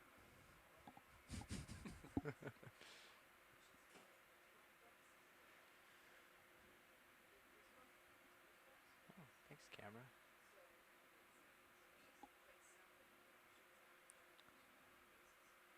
Crunch.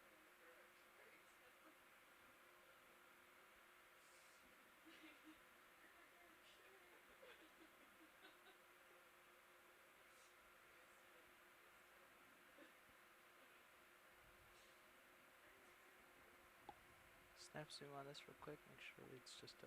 Did you get that critter that's making the trail lower left? Oh, there's small hexactinellid, it looks like. Maybe? So it baffled me for a while. There's Sorry, that Bridge, can you repeat that? slight bright spot to the side of the vehicle. I think it's Left in the move. two lights We've are got doing this. something at Copy. the bottom Thanks. too. Pole It made a lights, if we trail, spread them probably out a just little holothurian. more. It'll even it out. Yeah, I think if we take the aft ones and bring them just a little further aft. No, focusing more Do you want closely at that tube at the bottom. Yeah, go ahead. Hey guys, can you, Trail. when you're done with the hexactinellid, can you look at the bottom I think they want that at the guy base of that making the trail for me? Okay. Plenty of time, Jeff. I'll back up a little for that. And also lasers. Yep, that guy. All right, Roland, you can track in as I. Lasers are on.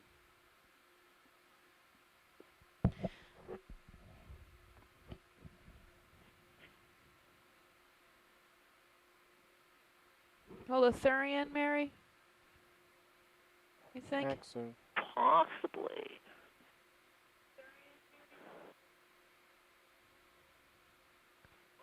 I think it's a tube worm called Hyalinoecia. Oh, wow. Hi. Hylo. Indonesia? Did I get that?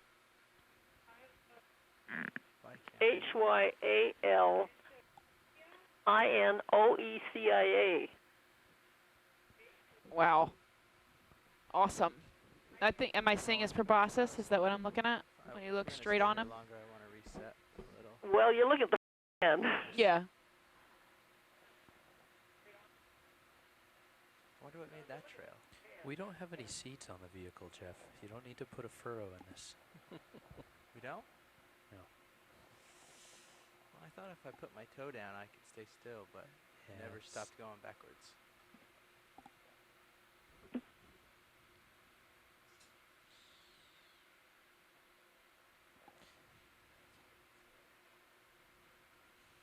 It's crazy.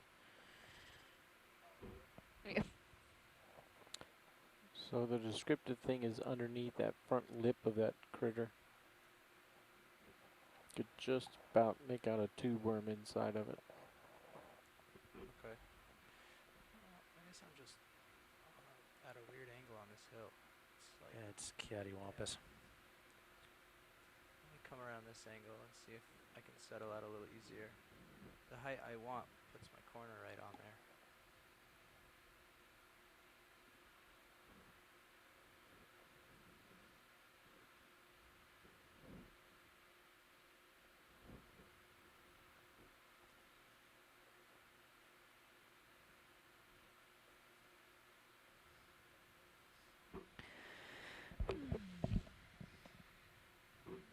Maybe about half an hour left on this dive.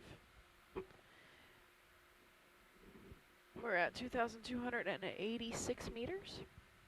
All right, Rowan, I'm going to pull up a little on the tilt. You wanna We're going to zoom back in on this. Running out of time, so yeah, now there's no light in about there. 30 seconds, and then you're gonna have to go. Yeah, we don't have any more descriptive All right, from come this on out. angle. All right, I'll just head out now. Poof. Nope. Mary said it was a polychaete worm. Mm-hmm. So that what we saw earlier that we thought was a dead holothurian was really a very live polychaete. It might have Snap on been, it? yeah. It looked like the same thing. On what? Dark object. Oh, I thought it was Cool. Sorry, Gotta keep guys. going. Push on out there, man. I'm gonna. Sorry, Rowan. Gotta keep going. Nervous co-pilot. Nervous. You're behind me. Oh, you were quick on that. Bringing it back. It came back on its own. Oh, I was gonna say, good relay pushing.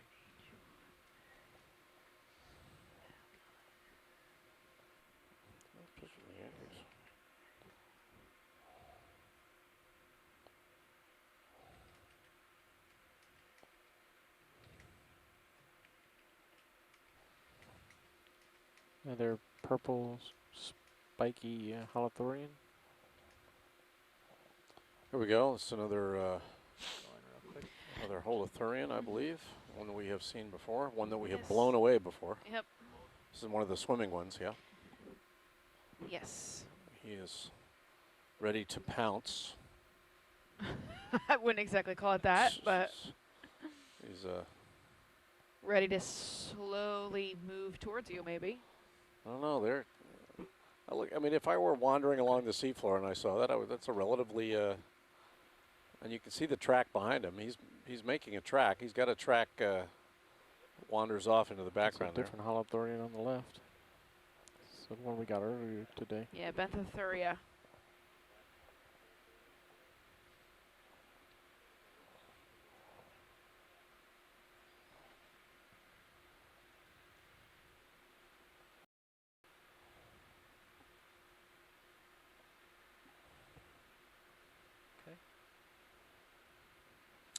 We are at a water depth now of 2,282 meters. We've more or less been climbing upslope with a bench, flat bench in between for the entire dive.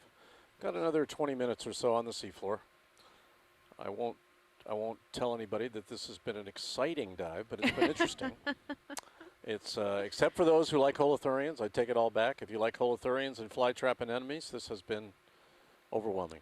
But And we did have one predation event. we did have a predation event. I missed it though.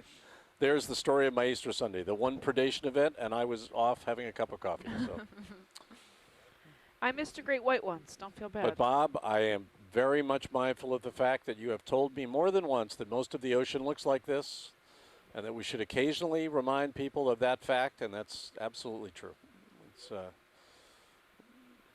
and what isn't clear to anybody who doesn't understand it is the wealth of biota, the biology that's living very near the sediment surface on a seafloor like this. Looks quite tranquil and undisturbed, but there's a lot of biology churning up the sediment.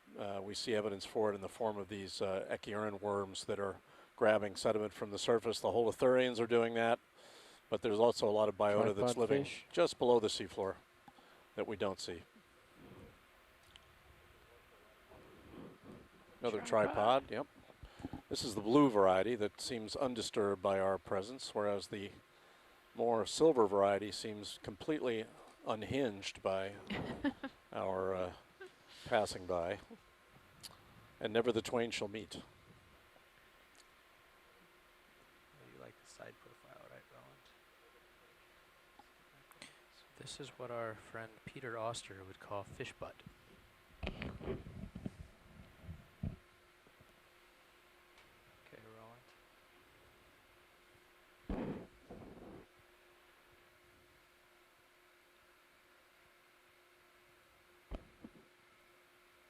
Nice. He stayed still for you.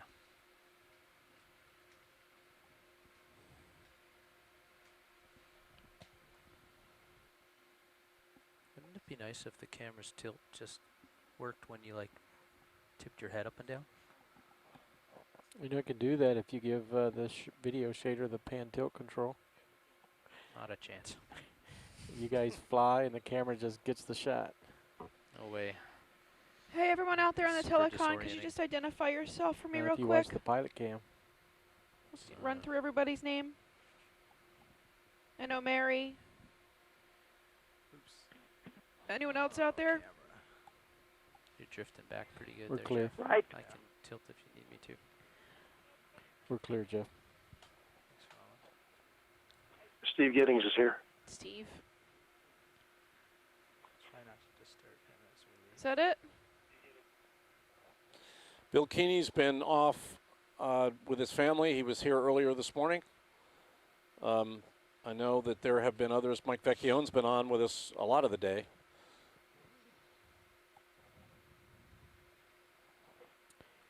Something white coming into the field on the upper left. Upper left or dead? Almost dead ahead? Center left, yeah. So co-pilot, procedure for lifting off the bottom.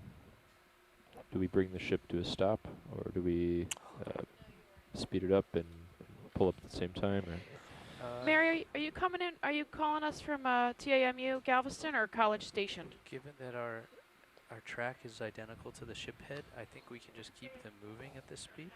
No, If I'm up at pilot's College comfortable Station. to College Station. Okay. spin Thanks. around and drive in reverse, I would say that's pretty good.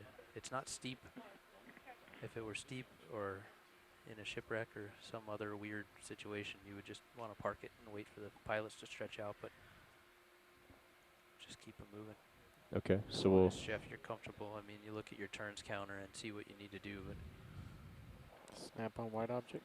aside from me parking the swing arms, it's a matter of just spinning around 180 and pulling off. Okay, and we'll keep the ship moving at 0.2 knots. Alright, That's a Roland. reasonable speed. Get up, We down usually onto a little. been 0.3 or more or so, depending on, if you look at your Doppler up there. Yeah. Got an Oh, interesting it's a shell. paper water across the nautilus. keel. The It's a paper positive. nautilus shell, yeah. Positive direction. Yeah, Okay, so we'll have to speed it up a little bit then, I think. But That's what you got. It's beautiful. that's great. I never see them.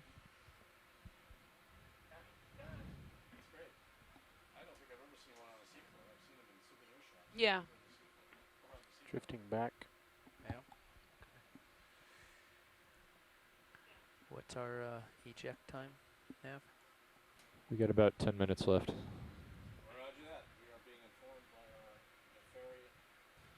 We are being informed by our nefarious pilots that navigators that we have about 10 minutes left on the seafloor. We are at a depth of 2,278 meters. We've been climbing a slope here, and we will finish up on our slope here Stable. within about 10 minutes. We're looking at a nautilus shell right now. And we call that a paper I'm nautilus. seeing this. I'm remembering yesterday we saw some broken up shell, and this was Camera just took a this would have been one of this would have been it. Huh. I'm seeing the patterns on this shell. It Maybe matches over the on the broken other bits we saw I'm looking yesterday. behind me, so you I've never seen an don't intact recall one on the where. seafloor. Never. Yeah, we're at 0.2. And I might be wrong about yesterday. I just know in one of the previous 2 or 3 days we saw this. This is the common paper nautilus, Argonauta argo. And Mary, why do they call it a paper nautilus? I'm gonna snap at this angle. Yeah, going at this angle. Tilt up. Because the shell is fragile instead of firmly calcified. Oh, all right. There we go. That's great. I want it. Oh, well. beautiful. Look but do not touch is the mantra of the ocean exploration program. That's what we're doing. You take a good look. You get to take a picture home, but that's it. You're getting way behind me now, Jeff. All right, Roland, I got to get going. That's great. Good work. It looks like a piece of it is actually broken off there. That's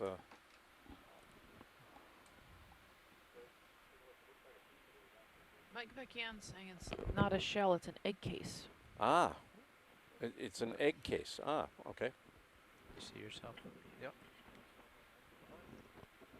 Sorry, Mike. Ophiuroid?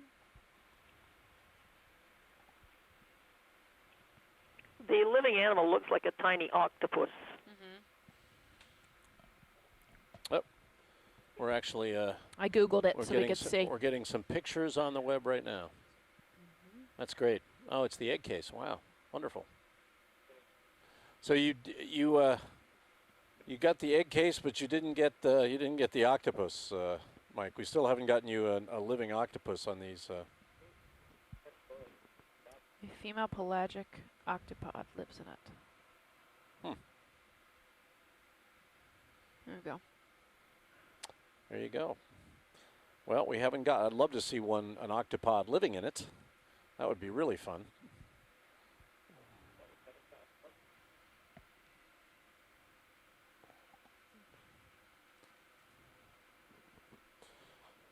Local rise. Big shadow on sonar? That's right. You got you.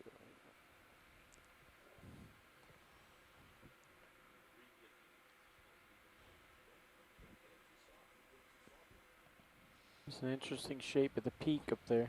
Yeah, I'm headed over right now.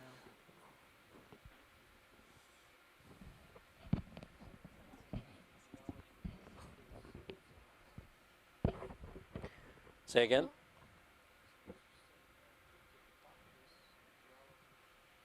How are we doing, Todd? Yep. You're great. You've Like got a it. Hylanema? Check this out. Some hard bottom, maybe?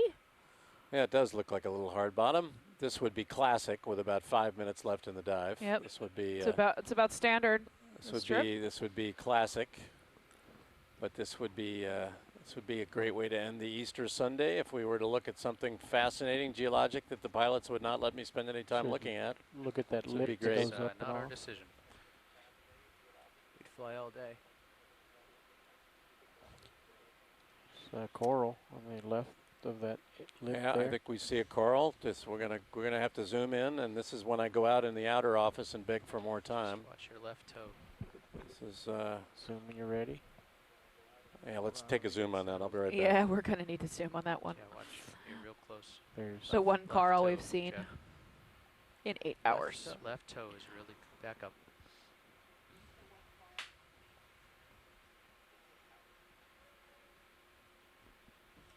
You're above it, but it's right there.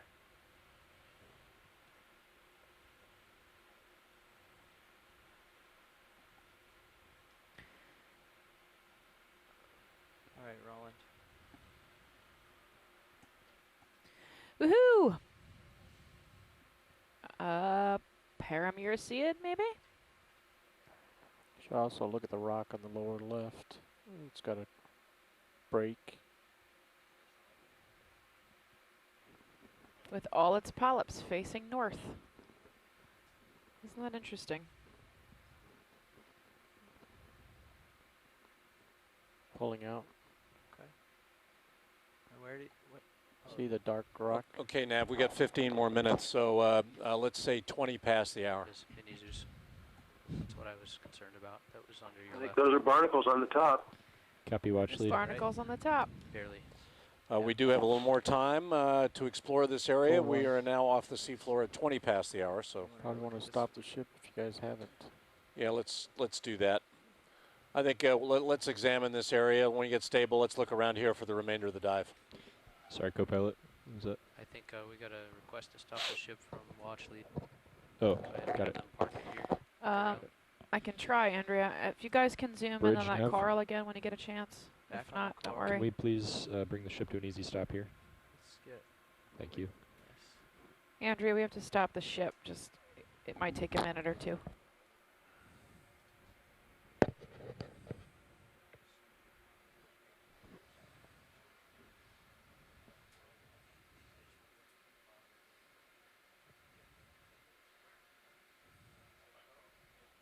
We were stopping the ship anyway, Andrea. I don't want you to think that the Carl made us do that. Yeah, we've got your about 20 request made us minutes. do We that. got a little more time on the bottom. We've got some outcrop here now. We've got a few ridges of rock to look at, and we may have some encrusting organisms. So we got 15 minutes or so. We're gonna spend the time here.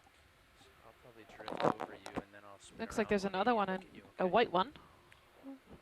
Maybe 30, 40 centimeters above the yellow one. Oh, you want the white one, not the yellow? No, I'd like both, please. Yellow Yeah, we and need white. both. Okay.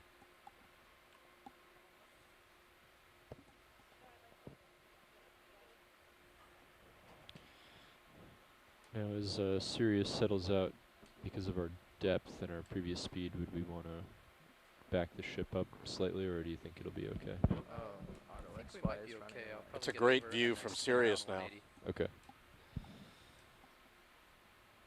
I tried putting an auto XY, Todd, and it just ran back. Actually, it looks a little bit like some kind of collapse structure at the top. I mean, we're going to want to. It looks like we've got outcrops around the edge of something, and it looks like we're on kind of a top of a knob. So we're going to want to kind of wander around this area, look around the edges of this. Once we zoom in on these organisms, Okay, come on in, Roland. pretty neat. That is exactly what you would expect from something, some salt getting near the surface. and then maybe beginning to dissolve. So we want to take a look around. So is that a Canthogorgia? What is that? I'm not 100% sure. I thought maybe a Paramyroceid, but Ah, right. Probably so. I agree with you. waiting for one of the guys on that chat room to chime in. Should turn the lasers on. Lasers on, rolling. I'm gonna give you a sweet shot from Sirius.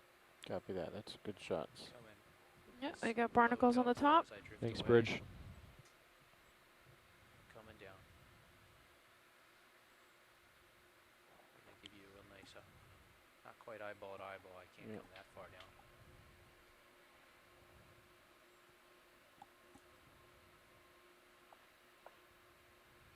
Good. Here again, any screenshots of those barnacles? I'm not quite the quality you are. Let me see if they can zoom in on the barnacles. Okay.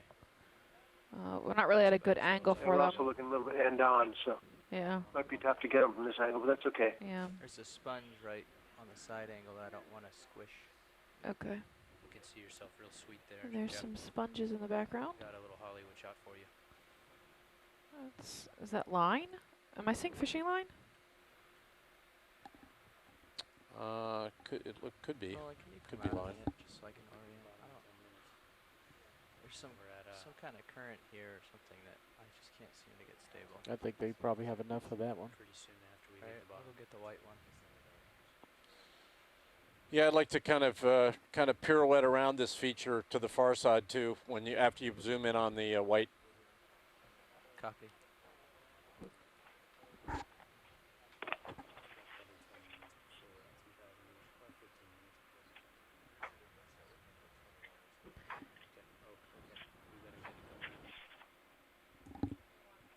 Sirius coming up.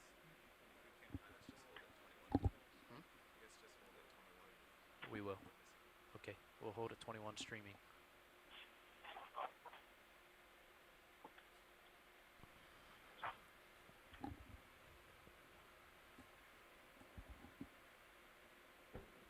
So can we just sort of zoom in and sort of just walk up the edge of the lip? Pilot? Yeah, I'm just gonna try to get oriented here. Sorry.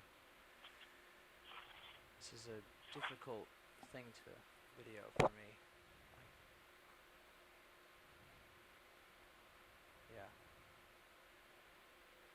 Yeah. I got a couple of sponges on the side of this outcrop. Come on in, Roland. Jeff, just to be aware, I'm still drifting away from you a little as we settle, and I'm gonna start tugging you pretty soon. Oh, wow. Which means after you look at this, you're gonna want to sidle There's over a branched to the right one, two branched or ones. come uphill, or both. And then this looks like a faria, You can see your tethers. a not type of quite faria tight, but on pretty the straight. bottom right. Okay. Are closely related. Which is also hexactinellid. Very nice. Very nice. Sirius is settling, but it's still moving away from you very slightly. You can keep saddling. Tug. You're getting tugged. Okay. Interesting looking outcrop. It looks a little bit like these carbonate hard grounds we've seen before. Kind of a burrowed, knobby appearance. Reminds you of a chemically precipitated rock. When we come, Just gonna swing around to Sirius. and when we've got more sponges on the upper right there, we might want to take a zoom on when you're done. Full wide. Thanks, Roland. A couple sponges. Sorry, watch lead. Where are the sponges? You have both Munida and Munidops right center of your lobsters view. there. The More sponges Munida's along one the is crest more here. pink. Okay. You have the Munida and which one?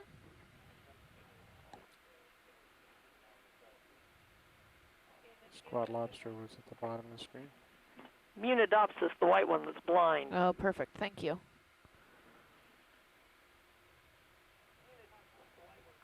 Yeah, we're clearly on a high here, a local high, and these are the kinds of phenomenon you expect in an area that is subject to the upward movement of salt.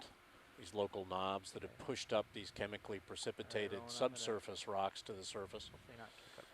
This might very well be a phenomenon associated with these subsurface salts. So I have not seen any evidence for either gas escape or brine here, but Permission to push in doesn't on mean that Sirius. the same forces aren't at work to make the topographic high we're looking at.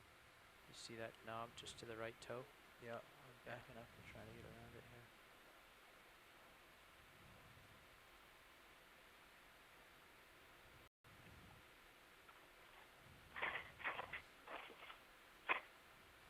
And we do have a bit of current here because our sediment is moving away at a relatively good clip. So, yeah, we've got a hummocky topography here.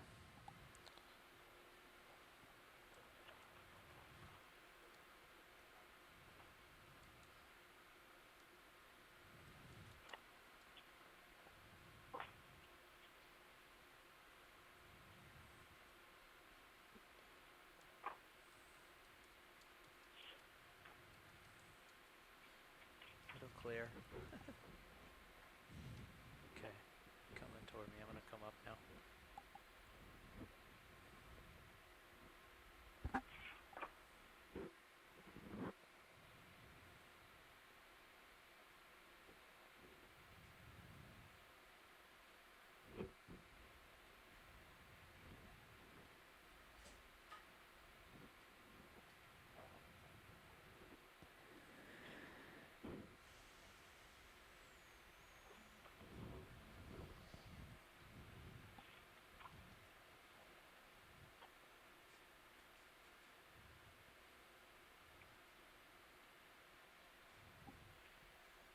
Yeah, there's a little bit of current up here. It'll clear up if you just settle it down for a minute. While we're settling, you want to zoom in on the crack for the geologists? Yeah, go ahead. And more sargassum. Yeah, got some. You know, it's knobby looking. It's got burrow-like structures to it. This is what we have been calling carbonate hard grounds. It doesn't have the layering that we saw in the rocks climbing the eastern wall of the second dive at Keathley. No way of knowing how old these rocks are, but this local high, this hummocky topography is suggestive of the subsurface presence of salt like that's they're moving finished these with rocks it. to You the want me to pull surface. out?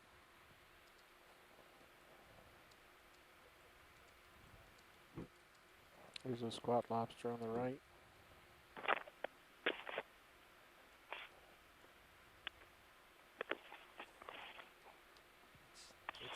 This current's really strong. I'm having trouble fighting. Yeah, you can see it.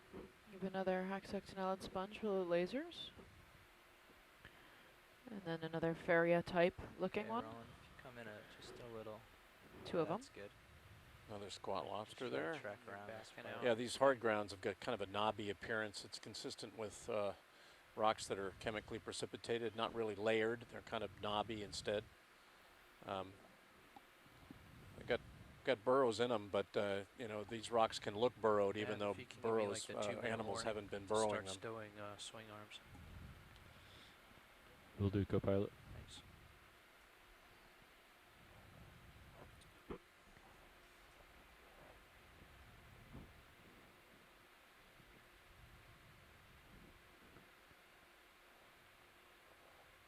Go wide, or are you just going to pan around?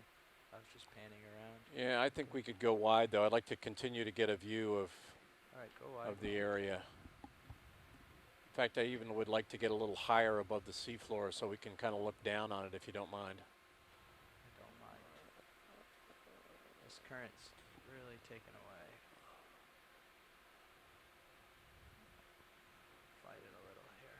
Yeah, we're looking at a hummocky. We're on a ridge here, kind of a ridge of rock that's been, I think it's probably been pushed up by underlying evaporites. And we can, Well, I think I'm still partially zoomed on if you can move across that landscape dead in front of you, that'd be great. If you've got room, only if you have room, obviously. I think that's towards Sirius, so I should have room.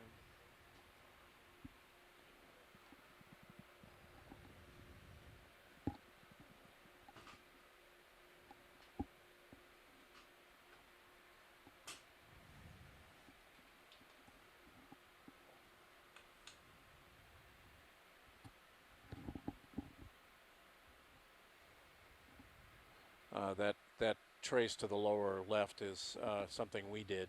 That's something the ROV did. Yeah, if you can swing around to this far outcrop here, if you can get to the other side of that and look at it, that would be good for me. Can you come out a bit on Yeah, in the right center view. If you can get on the other side of it and look at it. Looks like we've got sponges scattered all around here. Check. 4Y. Winch control, good comms. Very good. So is there any reason not to just start greasing Big at hole. It's weird. like if you just start coming up at 30, we can turn it on? Yeah, that sounds good, Carl. We're Okay. still on the bottom. Can't really double grease, right? Okay, well, let me know when you're coming up. Roger that, we will. Yeah, that's great, guys. And while you're there, can you zoom in on that fan sponge that's in the lower right? Yeah, we'll want to take a zoom on the ledge, this ledge, kind of pan along the ledge. That'll probably do it for the dive. But if we can get a pan along here, that'd be great. Okay. Brought a little dust with me. Set up however you want. Maybe look under that ledge if you can get under it. And Okay. Wow, this current. It's crazy.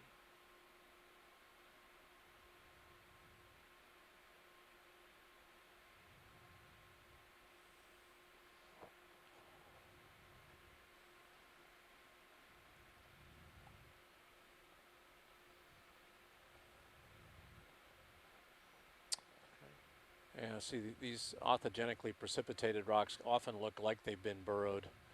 And you can see the little, the cracks along them. Those are naturally occurring, we call them joints. They can actually form when the rock is in the subsurface and very soft and then is actually broken by subsurface forces. Beautiful.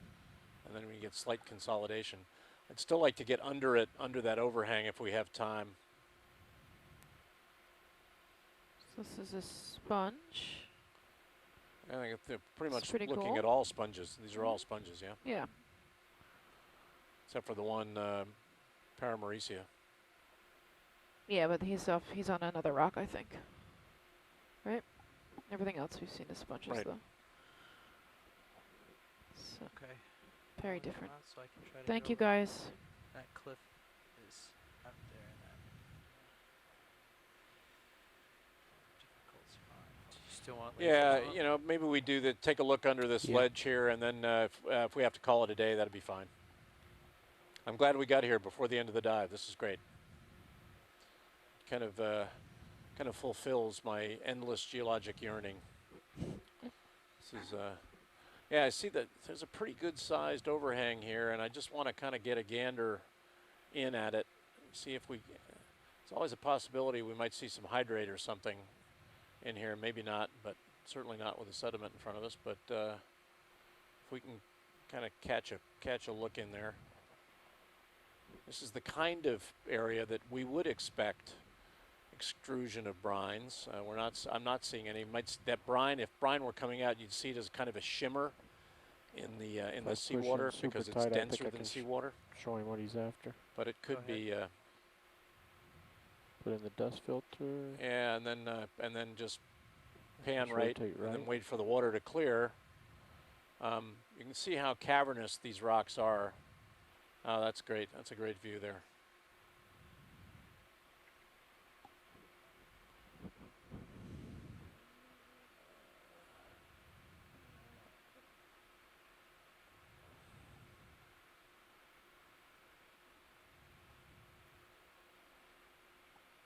Yeah, no evidence for brine escape there, and no evidence for hydrate that I can see. But I would wager that evaporites are not too far below us at this location.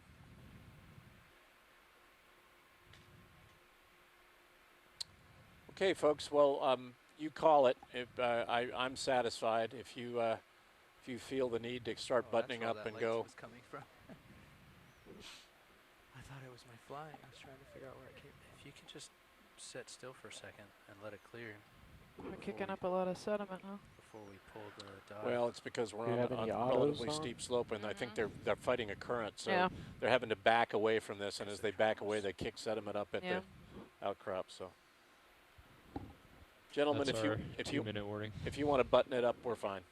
Yeah, if we're gonna spend the last minute or two, maybe this will clear and we'll get a good zoom on it Okay, for you. that'd be fine. Got 2 Great. minutes, so let's enjoy it. I'm in a place, I think, where I can stay Really, still. really interesting view of an orthogenically produced rock. That rock wasn't laid down by water in layers. It was produced by the percolation of fluids in the subsurface, and you can see the nature of an orthogenically produced. Orthogenic means generated in place and down, and it's got cavernous. You know, those are probably old fluid conduits, precipitation pathways.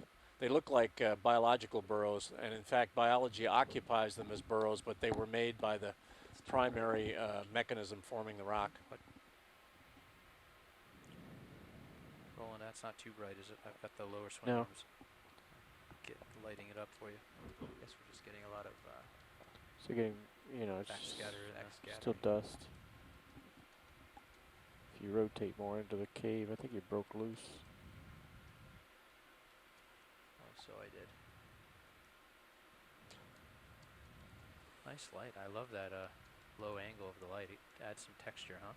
Yeah, video loves that lower light too. It's a move, it's pretty surreal looking outcrop, isn't it? Yeah. Even small ones.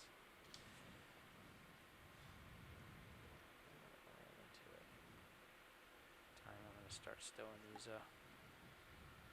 Yeah, that's great. Looks like the entrance to a cave.